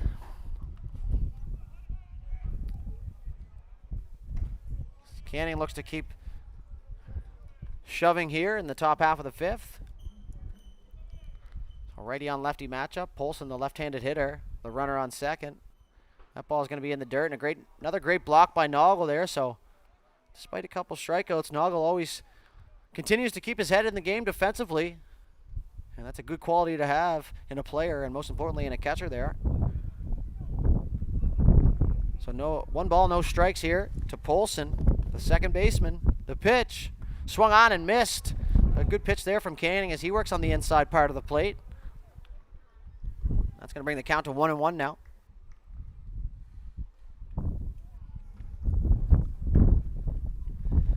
You look around the field, the Dartmouth players are just covered in dirt, and that's a sign of a busy week. One of my favorite things about being a ball player. As we look for the 1-1 pitch here from Canning. It's going to be time, and that's granted late there, but that's happened on both sides here. Mr. Umpire being very generous with the timeout calls. It goes both ways. Nothing to complain about there. And we're going to go back to the 1-1 pitch now. Canning in the set from the stretch.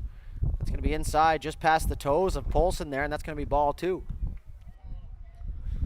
So Canning with the arm lift. Toes the rubber. Now he's going to take his sign from Noggle. He nods yes. The pitch from the stretch, 2-1. It's going to be swung on and hit to the right side. And a great play by Fitzgerald as he dives. He gets up, he throws, and a good pick from Doucette. And a web gem there from the gritty second baseman, Ryan Fitzgerald. And that's going to retire the side there. So Mr. Fitzgerald, have yourself a day here thus far, as that is an absolutely beautiful play by a silky smooth second baseman.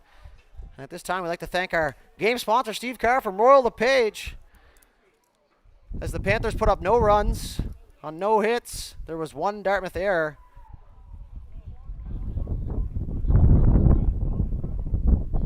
We're going to have a conversation here between the Kitchener coach and the umpire. Let's see if I can have a quick listen in.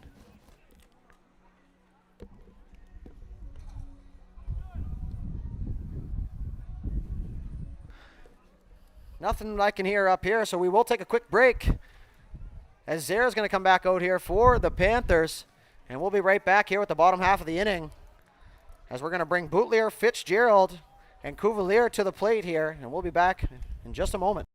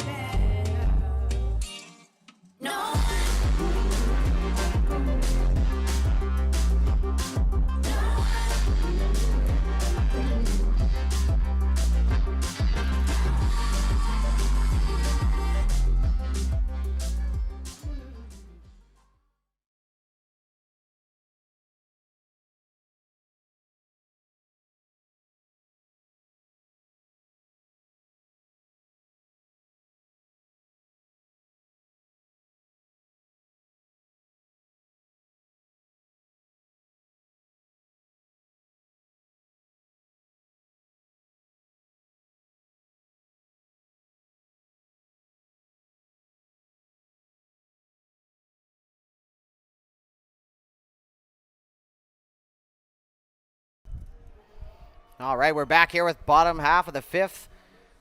And that's going to bring up the left fielder leading off here. Number 8, Nathan Bootlier. He's got a walk, a single, a run scored. And he's going to look to get back on the base paths here once again here in the fifth inning. So Dartmouth looking to add to their 9-0 lead, as that pitch is going to be inside and up for ball one. So Bootlier working ahead in the count early. So good stat line for Dartmouth here thus far. 3-2-2-2. As the 1-0 pitch comes to Bootlier, and that's going to be up and in by the helmet. The old sweet chili chin music, and that's just going to brush him off a bit, so he barely moves there. He's not going to run the count to 2-0.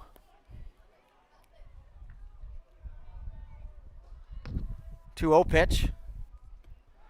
That's going to be a curveball. That's in there for strike one, as Bootlier just has a quick glance back, but he realizes the situation. He's just going to let that one slide.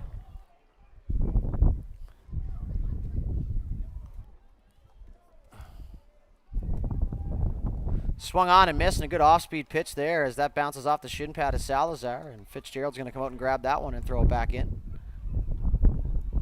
So Fitzgerald all over the field here as Bootlier falls behind. 2-2, so the count's even. But that will put the hitter behind here. So the 2-2 pitch here from Zer.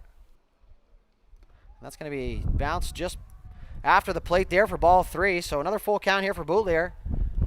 He continues to work counts here at Beasley Field in the semifinals.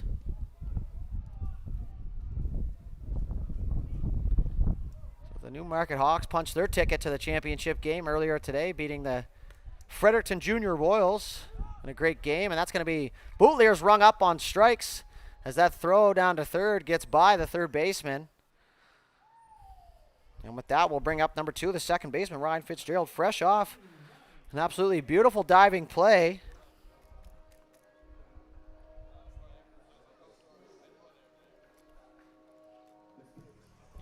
So Fitzgerald, the double and a single, 2 RBIs and a run scored. So an eventful game here for him. Plus previously mentioned a great play out at second base. So doing it in all areas as he takes ball 1 there. So right out of the hand there for Fitzgerald. As the bat stays on the shoulder for that one. So 1 ball, no strikes here from Zer. Fitzgerald with a little bit of an open stance. Now the pitch. Swung on and popped in the air down the third base line. That's going to be in foul territory. And that's going to be picked up for the second out there by A.J. Carosas of the Panthers.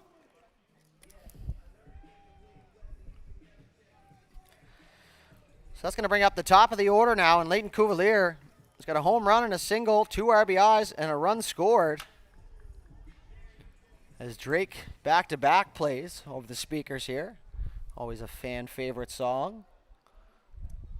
If you don't know who Drake is, don't really know what to tell you. The first pitch swung on and missed by Cuvalier, so he's ready to go.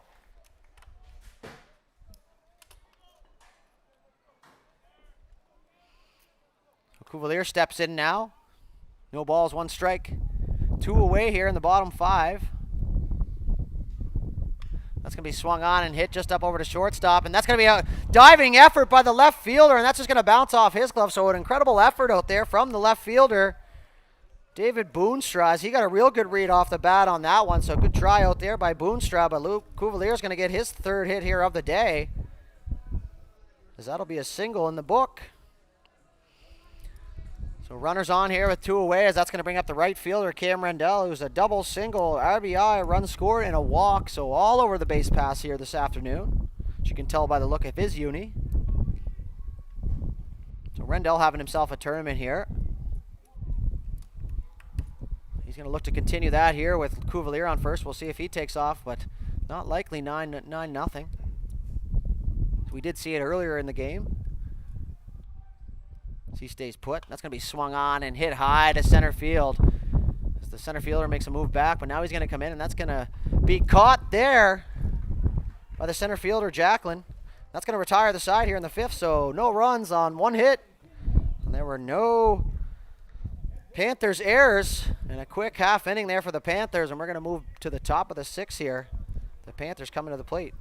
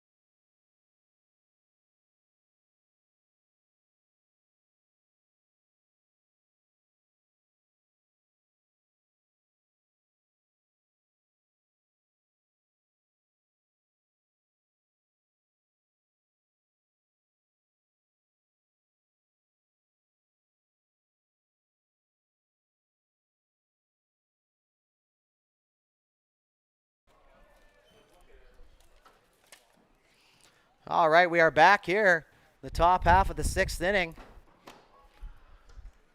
As we're going to move back to the top of the order here for the Panthers. Number 67, the right fielder, Will Pollard.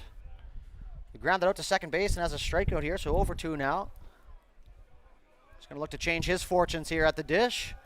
As Canning, no surprise here, back out on the bump.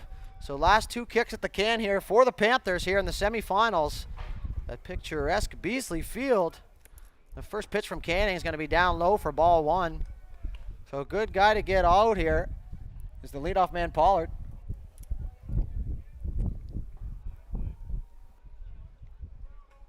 Canning's ready to go with the 1-0 pitch now.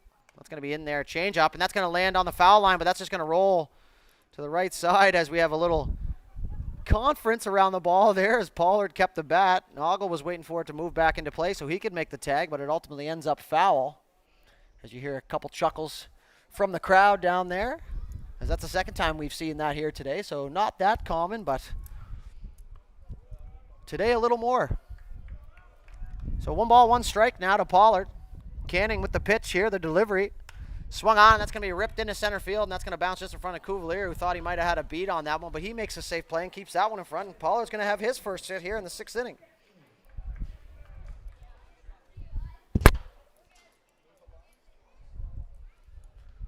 That's going to bring up the center fielder, number 36, Blake Jacklin, who's grounded out to second. He has a walk. So 0 for 1 here for Jacklin. As you see a lot of those sliding guards in the back pockets here, and you're going to have to assume that that's the MLB effect here in minor league play. So runner on first. That's going to be up high for ball 1 now. As there's a little more energy here in the Panthers dugout as their chances at tying this are slowly dissipating. So no ball, 1 ball, no strikes. The pickoff attempt, and that's going to be no tag put on, but just a quick look at the runner as the Panthers players yell never twice from the bench, and we'll see if he does go twice. 9-0 lead. He's looking to get the ball over the plate here, and he does go twice, so against the Panthers analytics. He throws over to second for the second pickoff here, so pitch count to first, 2. Pitch count to the plate, 1 in this inning. And now Canning, he's going to throw the pitch here, and that's going to be up and out as they're trying to get into his head now. As Doucette is going to call time again. He's going to go have a quick chat with Canning, which I would assume would be something like, don't worry about what's going on over there. Let's go get this hitter. Get us a ground ball so our defense can do their thing. And let's get back on the stickies here in front of the home crowd.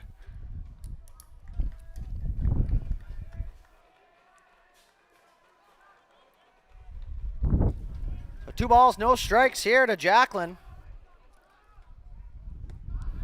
He throws a curveball there, and that's going to miss 3-0. Tensions are getting a little higher here on the left side here in the Panthers dugout as they look to get their second base runner on here. So Canning's going to have to climb the ladder. That's going to be 4 straight, ball 4 now. So runners on first and second.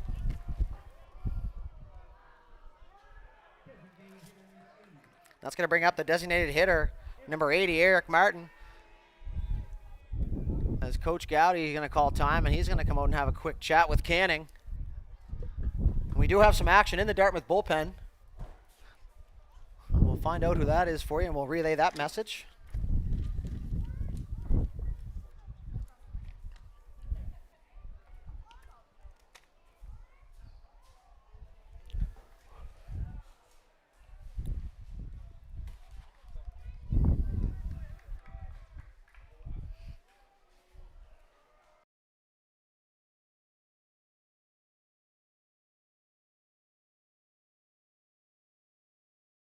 So Eric Martin in now for the Panthers, looking to score their first run here. The first pitch from Canning, and that's going to be up and out, and that misses. So 5 straight here from Canning.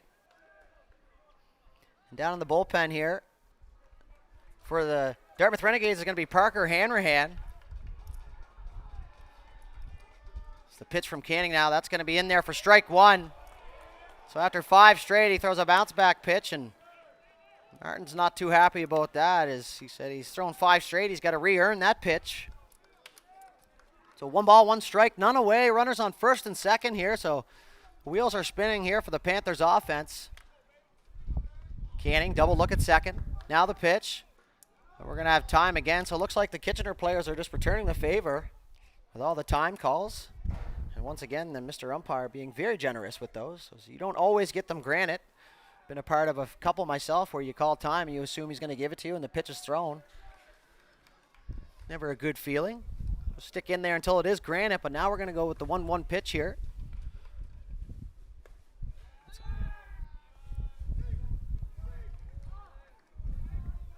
And Noggle's going to throw in behind the runner.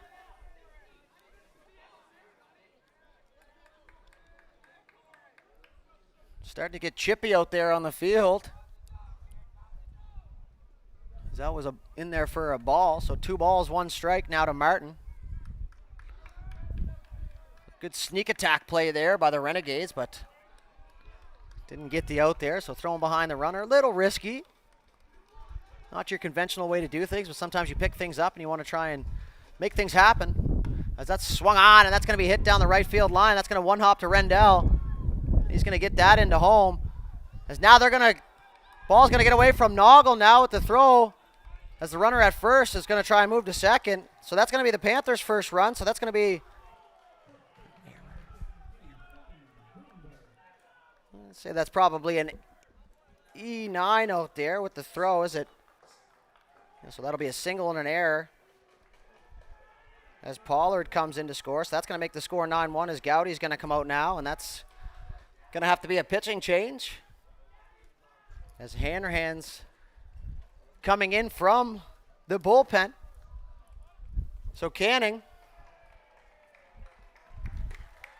pitches 5 plus innings. He had 7 strikeouts.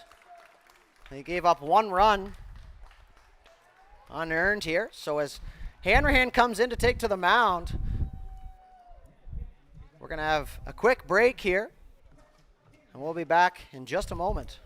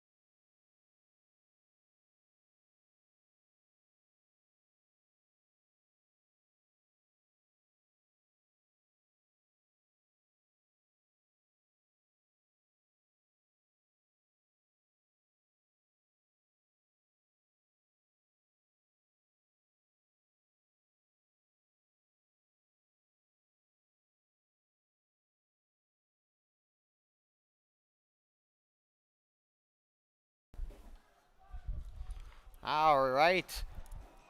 Hanrahan ready to take it. The southpaw for the Renegades. It's going to bring up number 52, the first baseman, Simon Grinberg, with runners on first and second, and none away here as the Panthers look to chip away at this lead. That's going to be up and in for ball 1. As we're seeing a little more life here from the Kitchener dugout.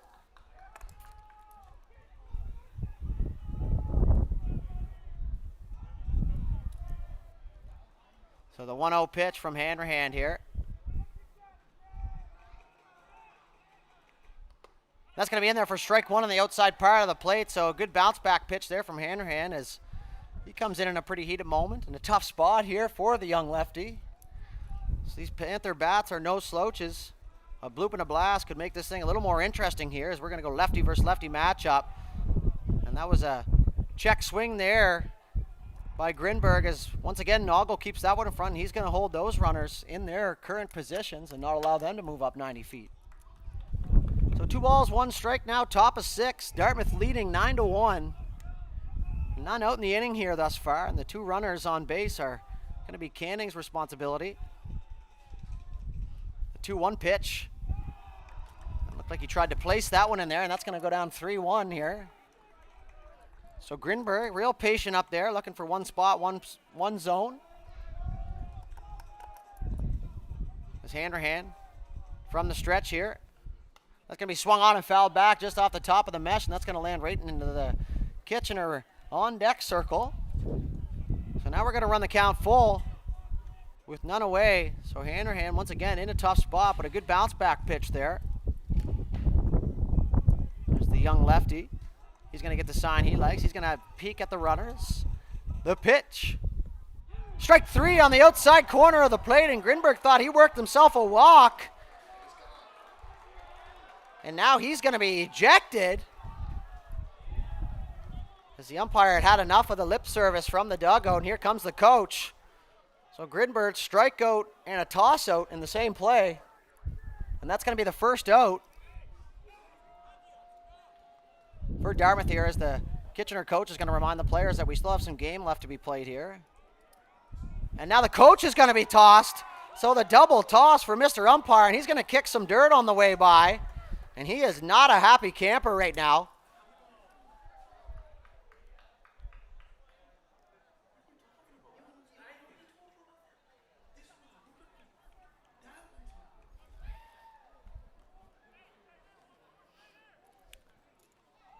So as we wait for this little fiasco to take place, we're going to have a meeting. And we're going to take a quick break here as we continue to figure things out here. As Grinberg was tossed, the coach was tossed, so we're going to have an entry here from somebody from the bench. So we'll take a quick break here in the top half of the 6th inning with 1 away, and we'll be back with you momentarily.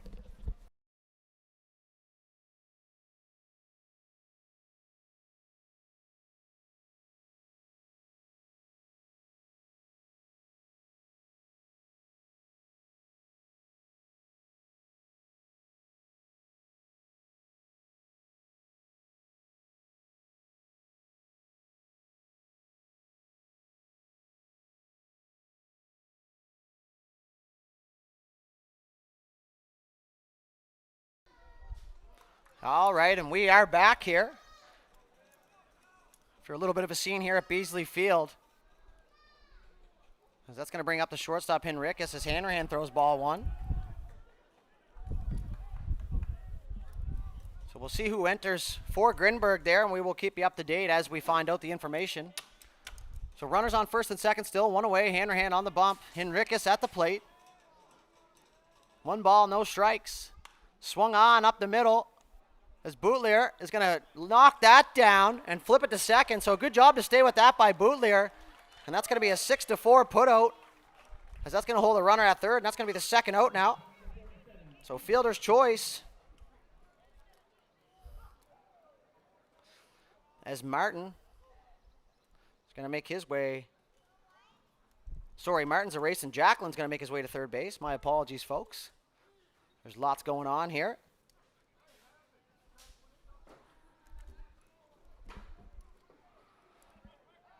So that's going to bring up the third baseman, A.J. Carosas, who popped out. 2 flyouts to center field. So 2 away now in a big spot here for Hanrahan with the runners on the corners. So lefty versus lefty matchup. That's going to be swung on and hit up the middle. And that's just out of the reach of Fitzgerald, and that's going to be an RBI single here for Carosas. That's going to make the lead 9-2 now for Dartmouth. So 2 away still here, as David Boonstar, the left fielder, he's going to jump into the batter's box. So he lined out to left field and reached on an error. So another lefty versus lefty matchup, and you got to assume that this was planned here with a decently lefty-heavy lineup in the Panthers. This Hanrahan, that's going to be through the left side. We're going to see if they're going to send him, and the coach is going to hold them. So back-to-back singles here, and that's going to load him up.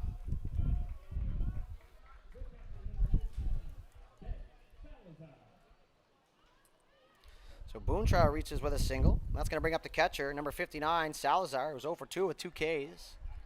So he's got bases loaded now. We're going to have time called on the field. So another dangerous spot here for the pitcher Hanrahan. See if he can hold his composure here and get the boys out of this. And get them into the bottom half of this inning. A two-way. 9-2 lead for Dartmouth. This thing isn't over by any means here, folks, as that's going to be taken for ball 1. Salazar. Big man and great catcher back there for the Panthers. Hanrahan now, he gets the sign. He's pitching from the stretch. The pitch. That's taken on the outside part of the plate at the knees for strike 1. So 1 ball, 1 strike now. To the catcher Salazar. Hanrahan looks in at Noggle. Now he's going to be in the set position. The pause. The pitch. Bounced in front, and a good read by Noggle there as he jumped up at the perfect time to keep that one in front. That's going to hold the runners in position. So 2 balls, 1 strike. As Noggle once again takes that one square in the chest. So 2-1 count. For Hanrahan here. That's going to be ball 3, so nowhere to put him. 3 balls, 1 strike. Time to zone in here for the pitcher Hanrahan. As Salazar, you're going to want to assume, unless he gets a pitch he can take out of the park, is going to be taken all the way here, as they'll take anything they can get at this point. A 3-1 pitch. It's going to be swung on and fouled just to the right of the booth here, and that's going to land just in front of the Dartmouth dugout, sorry. So that's going to put the runners in motion here. Full count, 2-0. Top of the 6th inning. You can see if they can erase Salazar here and get them back on the sticks. Hanrahan gets the sign. He's in the set, the pause, the pitch. And that ball's going to get away from Noggle as Hanrahan comes into cover, and that's going to be a walk for Salazar. So they're going to walk in another run. So 9-3 is the lead here for Dartmouth, and bases loaded still. That's going to bring up the second baseman, number 66, David Polson, who has a single and a ground out to second base.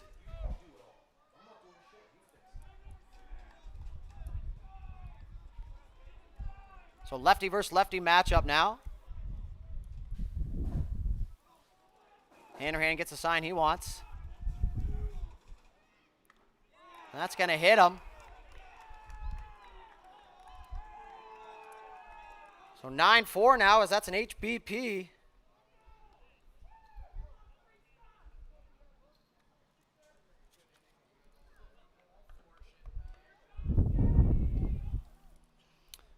So the coach is going to come out and have a quick meeting with Hanrahan here.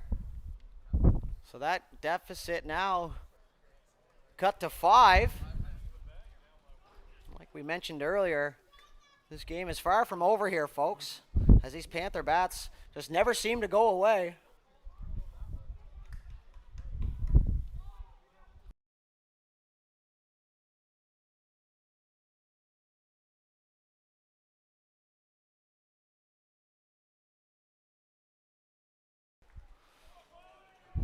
So Pollard, now the right fielder, 1 for 2 here today, and it's worth mentioning yesterday he hit an absolute bomb, and so a power threat here for the Panthers.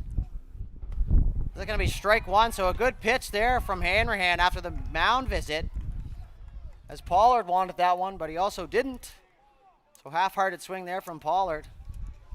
And so really time to buckle down here for Hanrahan and the Renegades as they look to keep those runners stranded out on the base pass.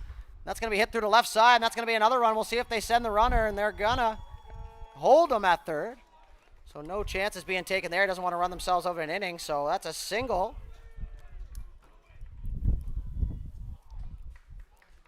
The second single this inning for Pollard. as Boonstra crosses the plate. So now the score is 9-5 as Cole Miller is going to get ready down in the Dartmouth bullpen. And that's going to bring up Blake Jacklin, the center fielder, with 2 away still. And the Panthers clawing away here, no pun intended. Another lefty versus lefty matchup now. That's going to be in there for ball 1 now, so the Kitchener dugout is real alive after the double ejection. They've scored 4 since then, so base is still loaded. That's going to be swung on and fouled down the left side over into the junior high. And that's going to be 1 ball, 1 strike now.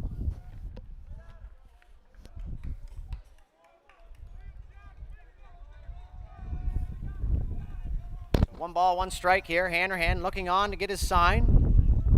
Big deep breath here as he continues to throw from the stretch. That's going to be bounced in front. And that's going to be smothered up by Noggle.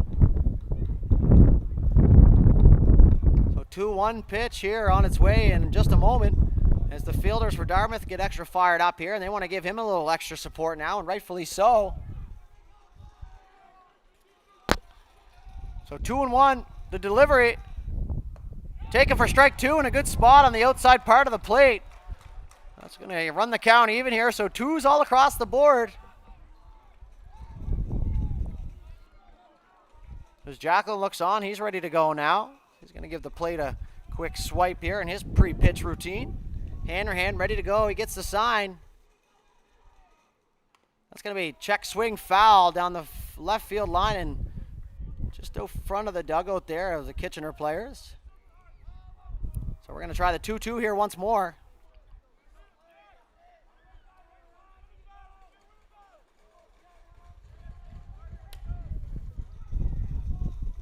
Two pitch on its way now. Hanrahan. That's taken up for ball 3. So full count. That's going to ignite the runners here once again. So these Panthers hitters doing a great job of being choosy and leaving the Dartmouth Renegades out there for a long inning. So 2 away, bases loaded, top of 6. Pitcher Hanrahan got to buckle down here. The 3-2 pitch taken, and that's hit long way to right field, and that is out of here.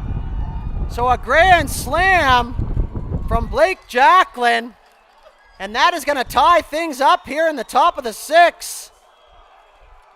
The 3-2 pitch. And we are back to square one here, folks, as the pink fedora makes its first appearance here this afternoon, as Rendell looked to have a beat on that one. So now we're going to have another pitching meeting, and we're going to take a quick break, and we'll be right back here in just a moment.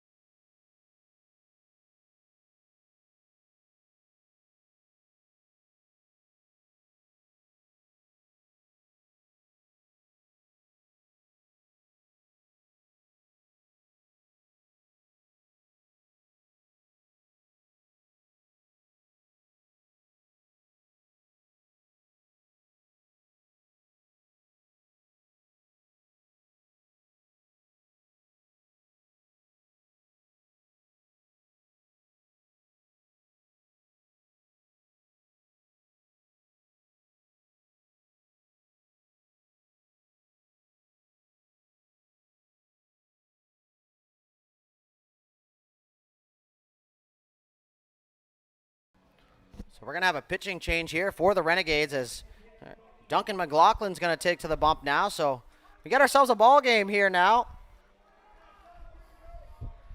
As McLaughlin's going to try and stop the bleeding here with the bases empty in a tie game.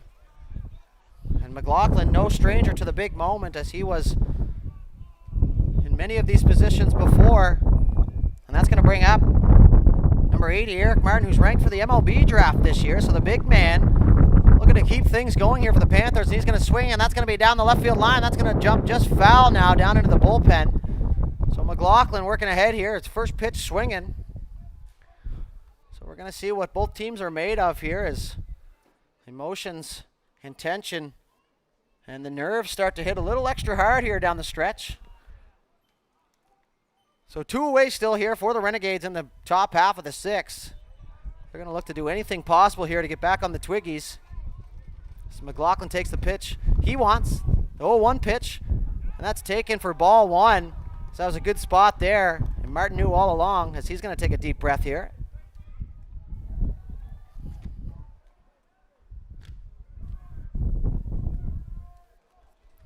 Swung on and missed. A good pitch there from McLaughlin, as he's a little bit fired up out there, and he wants this moment.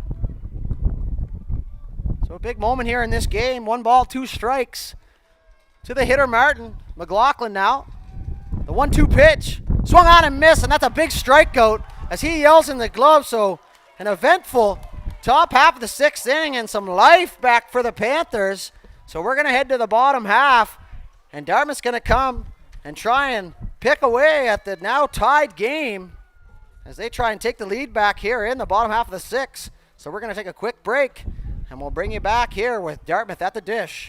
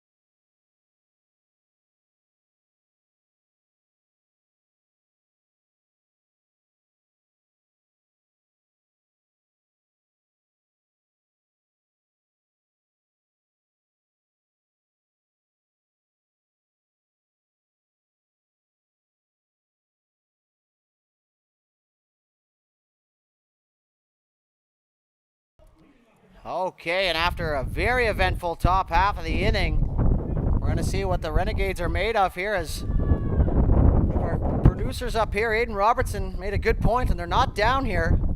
They've been in this spot already in this game, and that's a tie. So bottom of the 6th, and that's going to bring up the shortstop leading off, number 3, Noah Boutlier, with Zaire still out on the mound there for the Panthers. We're going to have double barrel action down in the bullpen, and that ball was hit right at the booth here.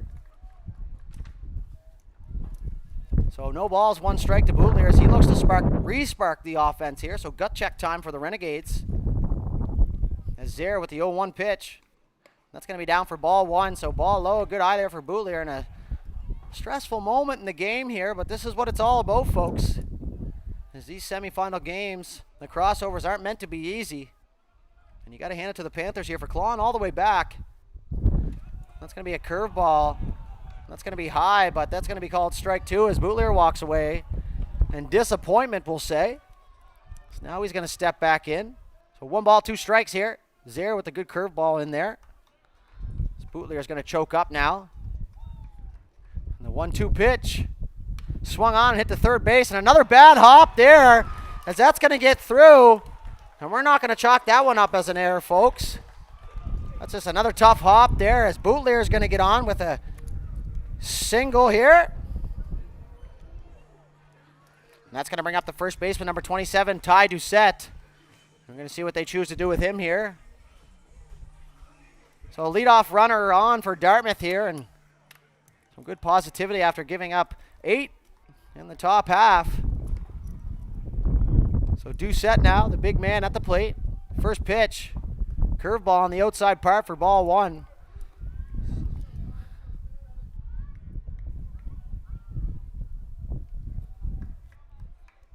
So Zaire now is going to take a peek at the runner at first. Doucette, the pitch. Up and in, as that's going to push Doucette off the plate a little bit as he leans back, and that's going to be a good hitter's count here for Doucette. So going to get the signs from Westhaver before we continue on with this one, as Doucette's got a 2-0 count to work with here. He knows what he's looking for up there. Let's see if he gets it. It's going to be swung on and hit. And that's going to be foul down the line and just past the first base side, as Mr. Umpire was right on that and called it right away. So 2-1 the count runs to now. Doucette looked to at least advance the runner there, and that looked like it might have been a single had it stayed fair. Maybe more. But we're going to go to 2-1 here. Bootleer on first. Zaire out on the mound. The pitch. Swung on, hit through the right side. And that's going to be in there for a single as Bootleer is going to round second. The throw is going to come into second base. That's going to be cut off. So back-to-back singles here. And the Renegades are in business once again as Bootleer moves up to second. And that's going to bring up the third baseman, number 19, Jake McKinnon. But before he comes to the plate, we're going to have a full team meeting at the mound here, as we want to make sure we're all on the same page here, Coach is going to say. As now McKinnon's going to run down and have a quick chat with Westhaver. He looks calm and collected here. We're going to see how it plays out for him, as we're going to see if the veteran presence of McKinnon is going to help his cause here. Had the opportunity to get to know Mr. McKinnon here over the last couple of years, and a very even-keeled, level-headed kid. And high praise from his teammates here, and no slouch in the 5th hole. So as we wait for this meeting to end, as the players head back to their positions, we're going to have Jake, and you're going to want to assume that the bunt is probably on here, with runners on first and second, and nobody out. So we're going to see here as Zaire is going to stay out there.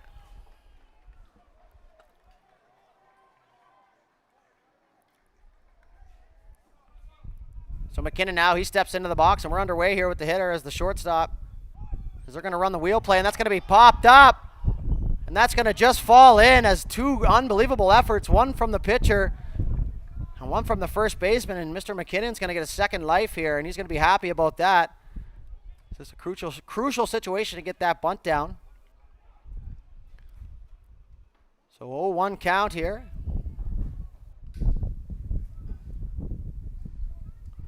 We get the signs from Westhaver again here. The shortstop's right in behind Bootleer. Now they're going to run the wheel play once more. And he's going to try and get that one down. That's going to be fouled to the left side. So now Mr. McKinnon's going to have to do it the fun way here. So deep breath. And back in the saddle here for McKinnon. He falls down 0-2 with none away. So big hold of that left side as the shortstop's shading him up the middle, looking for that double play ball. So McKinnon now with a battle on his hands. Zaire's ready to go here. That's going to be swung on. And that's going to be caught in the air. And Doucette's going to be doubled off at first. And I'm not sure what happened there, but the second baseman is down, so we do hope he's okay there. He made a nice play to double off Doucette, and they went from no outs to 2 outs just like that. So now the team's going to gather around.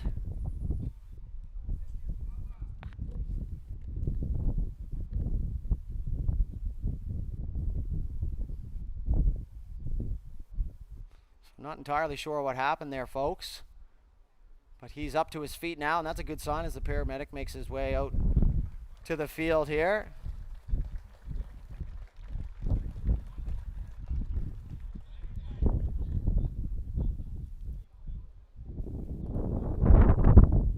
Seems as though they think there might have been some intent.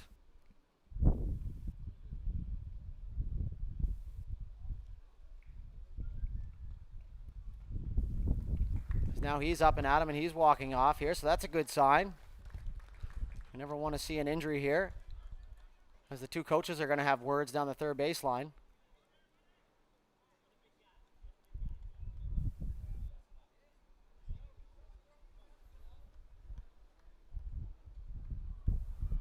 So once again here, as we wait for this to cool off out there, we're just going to take a quick breather.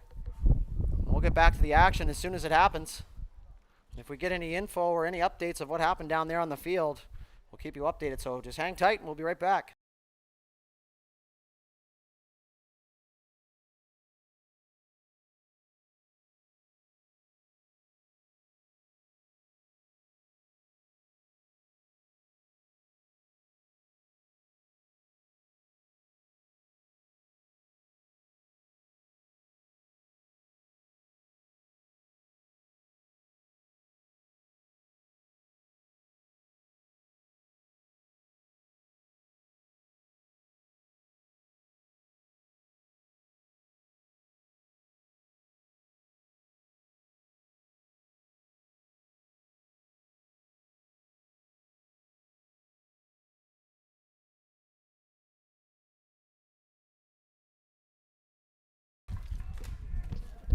We're going to have a defensive change here for the Panthers, and this number 56, Gabriel Pereira, is going to come in for Tyler Henriquez, who left with an apparent injury, which we're not entirely sure of what happened. So 2 away now, time granted, as Raftis waited just a little bit too long there, and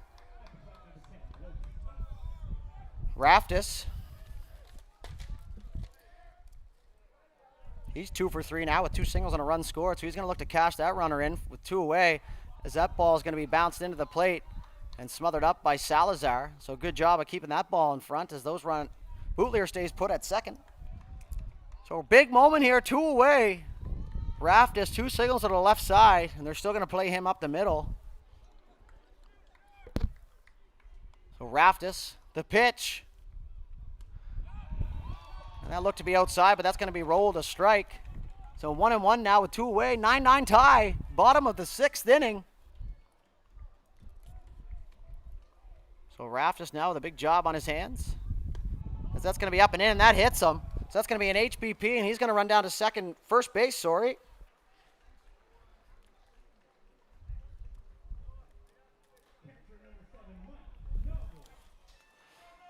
That's going to bring up the catcher, Mike Noggle here. So he's going to look to clutch up here for the Renegades as we're going to have a quick mound visit with the players, not the coach.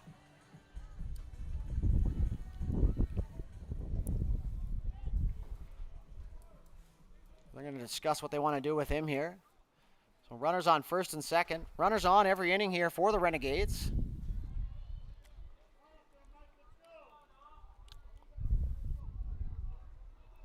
As these are the moments you live for as a player here, folks.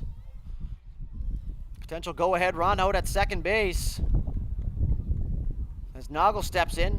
He's ready to go now as Zare gets the pitch he wants. A big lead out there at second for Bootlier. That's going to be swung on and hit down the third base line, foul. As Noggle going after the first pitch here. He's going to go down, no balls, 1 strike. So a single's going to score a run here. For not 100%, but there's a good chance here as the runner anticipating the swing out there with 2 away. So no balls, 1 strike to Noggle here. Zare takes a double look at second. That's going to be swung on and hit to second base.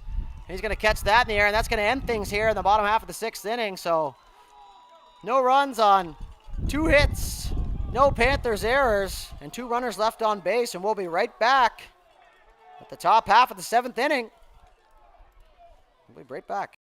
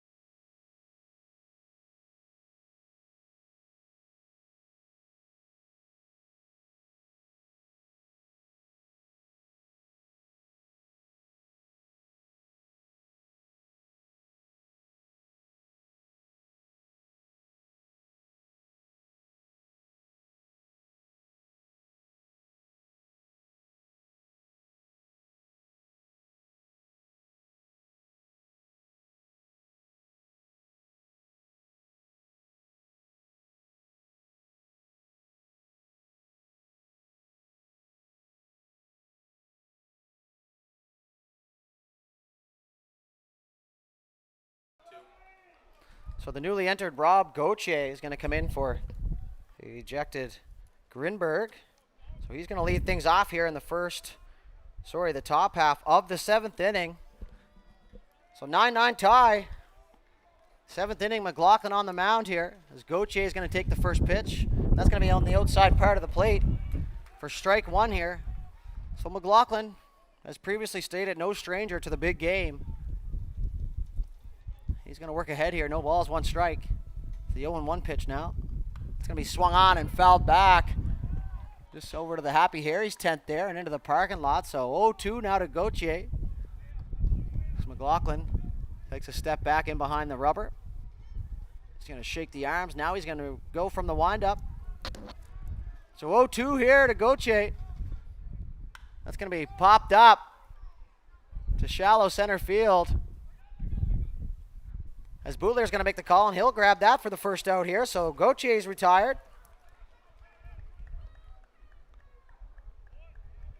That's going to be the first out here, and that's going to bring up number 56, Gabriel Pereira, who came in for the injured Tyler Henriquez. So all the best to Henriquez. We hope he's okay here. As like I said before, nobody wants to see an injury here. It's a high-stakes, high-intensity game, and things do happen. Nonetheless, we're going to have Pereira hit for him here. So a tough spot for Pereira and McLaughlin as that curveball is going to be up and away for ball 1 here. So McLaughlin falling behind, 1 ball, no strikes. There's 1 away now in the top of 7. That's going to be swung on and miss. So a great off-speed pitch there. Got Pereira out on the front foot, and he swings and misses at that. So 1 ball, 1 strike, 1 away. Absolutely electric game here, and as a broadcaster, you can't ask for much more than this.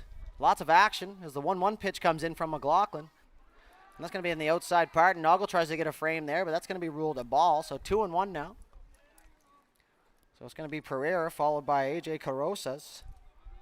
So McLaughlin tries to get his team back on the sticks here. Pitch now. It's going to be inside. Swung on and missed. So 2-2 now. Up and down and left and right here for McLaughlin. So McLaughlin, a pure pitcher. I haven't seen him play anywhere else this week. The 2-2 pitch. Swung on and fouled, and that's going to be dribbled down the third baseline foul here as McKinnon's going to come grab that here. So another good job by keeping the hitters off balance now. As this game's intensity amplifies here at Beasley Field. You can hear a pin drop in the crowd right now as that 8-run inning took the wind out of the sails, and that's going to be taken for ball 3. So a good spot for that pitch from McLaughlin. But Pereira, credit to him, coming in here in the 7th inning. He's going to work a full count now. We're going to see what he can do with that as the 3-2 pitch from McLaughlin is on its way here as he shakes off that pitch. Doesn't want that one either. Because now he's ready. Swung on and missed, and a big strikeout there from McLaughlin, and that's going to be out number 2. As he knew the pitch that he wanted. Catcher Noggle finally puts the sign down. He gets it, and that's going to be the second out now, as that's going to bring up the third baseman, AJ Carrozas, who's 1 for 3 now with a single and an RBI and 2 flyouts to the center fielder. So 2 away now for McLaughlin and the Renegades. There's a little life now back into the Renegades fans. First pitch from McLaughlin taken ball high on the outside part of the plate. So he's going to fix his landing spot out on the mound now. Now he's going to dig himself a new hole on the rubber. Now he's set, glove in front of the face from the windup. Taken for strike 1 there, so good take there from Carrozas, as I'm sure he was looking for a strike here. So 1-1 count, 2 away. Fielders playing regular depth. That ball's going to be bounced in, and a good mix there from McLaughlin as you see Henriquez come just in behind the Kitchener dugout. So he's up and moving, so that's a good sign. Not sure the extent of the injury. So we're going to run the count 2-1 now. 2 balls, 1 strike. As if Carosa finds his way on board, McLaughlin will be met with Boonstra, the left fielder. The pitch from McLaughlin, that's going to be up and out for ball 3. So 3 balls, 1 strike now. McLaughlin's got his work cut out for him here out on the mound for Dartmouth.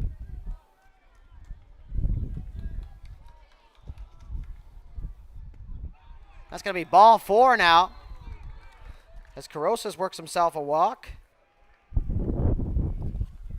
As McLaughlin's going to give himself a little walk here.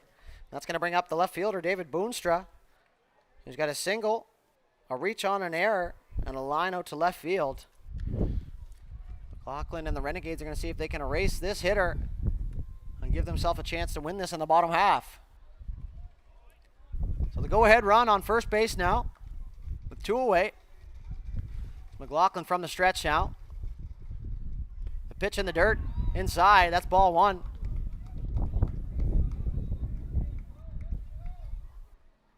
So McLaughlin falling behind here, 1-0. Boy, is this game intense up here in the booth too, and that's swung on a miss by Boonstra. It's even making the announcer sweat up here as the Domino's Pizza SUV enters the stadium.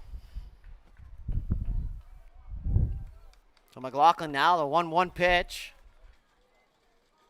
Runner stays put at first. Swung on and missed, and it looked like an off-speed pitch there as Boonstra tried to send that one into the next stratosphere. So he's going to fall down 1-2. So 1 ball, 2 strikes here, and a big pitch here from McLaughlin. Runner on first, 2 away, top of 7. Looking to get his team back in the house here and on the twigs. As the runner stays put again, swung on, and that's going to be popped up to the outfield. That's going to be shallow. As Bootlier's going to call it, he's going to grab that, and that's going to be the 3rd out here in the top half. So we're going to move to the bottom. Dartmouth with a great chance here to walk it off. And we'll be right back here with bottom of the 7 action in this highly intense semifinal matchup from picturesque Beasley Field between the visiting Kitchener Panthers and the hometown Dartmouth Renegades. So stay with us. We'll be right back.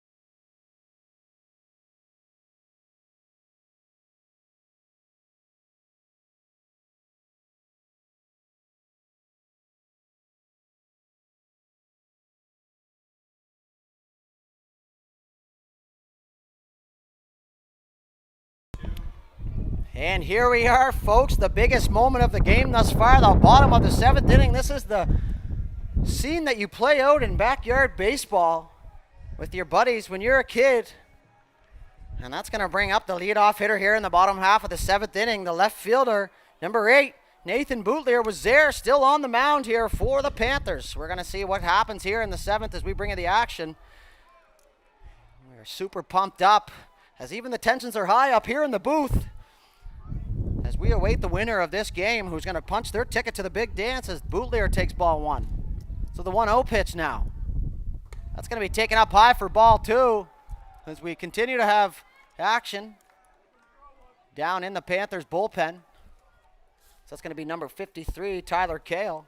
So the 2-0 pitch to Bootleer, it's got to be right there. And that's going to be a curveball, so a good pitch selection there from Zaire. As a 2-0 pitch, you're looking to gear up on a fastball. Didn't get one there, but a good take by Bootleer. There's the 2-1 pitch on the way here from Zaire. That's going to be ball 3. Bounced in front of the plate, and that's going to run to the backstop here. So 3-1. And one's got to assume that maybe the take sign would be on here as Dartmouth will do absolutely anything for a base runner right here in the bottom of the 7th inning. So the 3-1 pitch. Going to be way outside for ball 4 as Bootleer gives a vote of confidence to his teammates. As that's going to bring up the second baseman, Ryan Fitzgerald, who's had himself a decent little game here. He's got a single, a double, a run scored, and 2 RBI. As now we're going to have a pitching change is what it looks to be.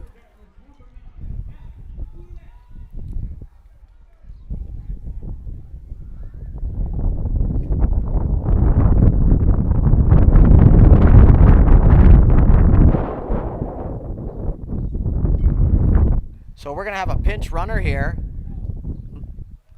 for Nathan Bootleer, who draws the leadoff walk. So it's going to be number 9, Alex Ouellette, a member of the all-flow team here at the tournament. He's going to go into pinch run now. So Zaire's going to stay out there. They stand corrected. Said there would be a pitching change, but if you guys have learned anything over the week, it's not to listen 100% to what I'm saying. As we wait for the lineup change from Mr. Umpires, Ryan Fitzgerald now steps into the box here. So Ouellette, the speed threat out there. And the pitch, that's going to be thrown to first, and a good job to get back by Ouellette as he loses his bucket and shows off the lettuce. So a good pullback by Fitzgerald. And this is a big moment for the youngster as they look to get that runner into scoring position here with the top of the order coming up after. So we'll see if he can get the job done here in a team first AB for Fitzgerald. That's the consensus from the players down below as a team first guy. As that's going to be up and way behind Fitzgerald there, so a no-brainer to pull the bat back now. So 2-0 pitch as the pitching coach is running back and forth between the Panthers dugout and bullpen, sorry. So 2-0 count to Fitzgerald. We'll see if the bunt's still on. With Ouellette at first, the pinch runner just entered. We're going to have time called here. Zaire, big moment for him. It's the confidence from coach to leave him in there. It's always good to see. He squares to bunt, and that's going to be down low for ball 3. So now the bat's going to go on the shoulder here. He's going to get the red light, one would assume. As Coach Westhaver says, everybody calm down. Gives a quick clap here. It's Fitzgerald trying to get a job done here and getting that runner into scoring position. So 3 balls, no strikes to Fitzgerald, who led on first as Zaire comes to the set. Now the pitch. He pulls back, and that's way high. 4 straight, ball 4, and now here comes the coach once more as Fitzgerald's going to work himself a walk. So he does the job without sacrificing it out. And we're going to have a pitching change here. Excuse me, folks. It's a good outing for Zaire there as he gets the claps from his teammates. And nothing to hang your head about there, kid, as come in a mop-up position and ends up sparking the boys to put up 8 and tie this thing. So we're going to have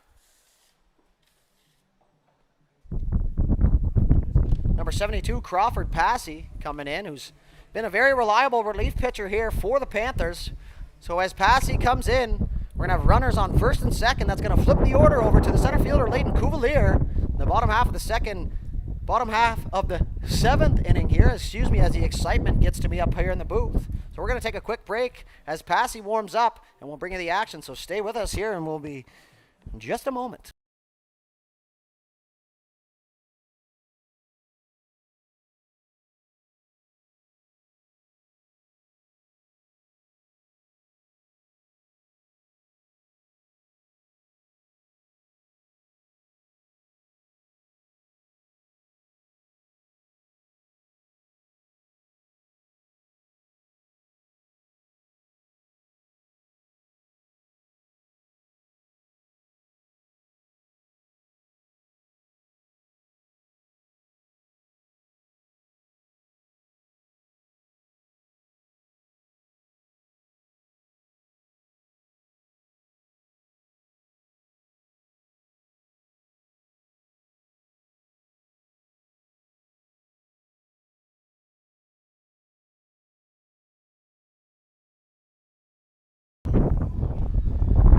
All right, and we are back here as Crawford Passy finishes his warm-up pitches.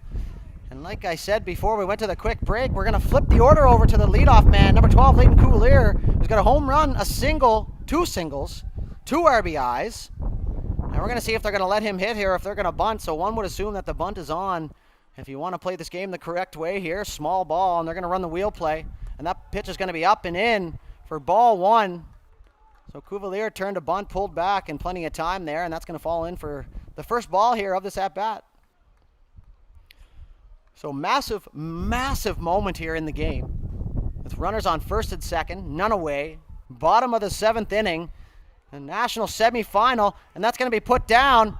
And he's going to bobble that, and Coulier is going to reach to first base as Passy had a hard time with that bunt. As that is going to bring the Dartmouth crowd to their feet. That's going to go down as an E1 here. And now the coach is going to come out and tell the outfielders to come weigh in.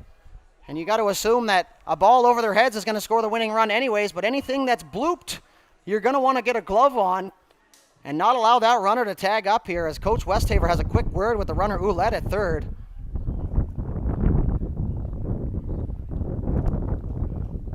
So Ouellette at third. Fitzgerald at second. Coulier at first with a beautiful sacrifice bunt, and that's going to bring up the 2-hole hitter, the right fielder, number 25, Cam Rendell.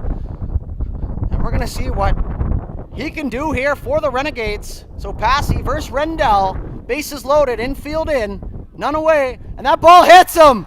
And that's going to end things here. So a hit by pitch, winning run as Ouellette crosses the plate.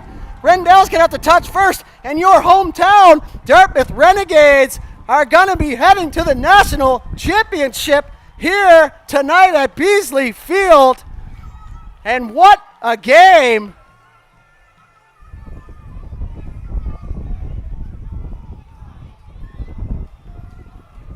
We're not really sure what's going on here now.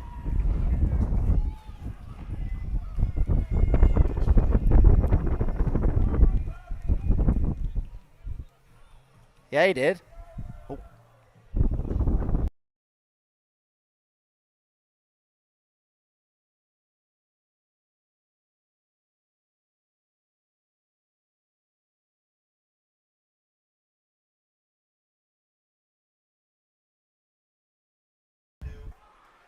So, ladies and gentlemen, sorry about that. We had a little bit of confusion there as we thought they may not have touched home plate, but the umpires get together. They had a meeting. And that's going to end things here. What a nail-biter, folks, and what an honor it was to be a part of this one up here in the High Button Sports booth. Dartmouth comes out to a 9-0 commanding lead. The Panthers claw back to tie it. And in incredible fashion, a hit by pitch to Rendell is going to end this thing. So a great game by both teams here, folks. And like I said a couple moments ago, absolutely honored to be a part of this. So thank you guys for treating us to a fantastic game here at Beasley Park. So we're going to go the player of the game awards here, as my heart rate is extremely high right now. We're going to take a deep breath even up here in the booth, calm things down. So we'll give you the player of the game presentation, and super classy game by the Panthers there, as that moment at the end caused some confusion, and they just stuck with it, and the catcher goes right up right away and shakes the umpire's hand, and I love to see that. And once again, great role models here for the young players at the field. So for the Kitchener Panthers, it's going to be player of the game is going to be Blake Jacklin, who hit a grand slam in the 7th inning, to tie this thing.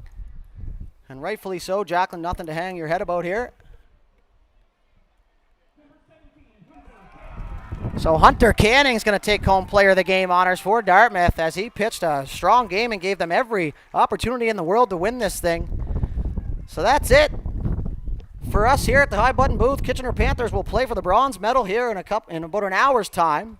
So a tough thing to bounce back after losing the semifinal. We're going to have the handshakes here. Congratulations to both teams on a great tournament so far. And we'll be back here later on with the bronze medal game between the Fredericton Junior Royals and the Kitchener Panthers. So for the High Button Sports crew, I'm Matt Dudelet. We thank you for tuning in and staying with us here in that absolute nail biter. Signing off. See you later.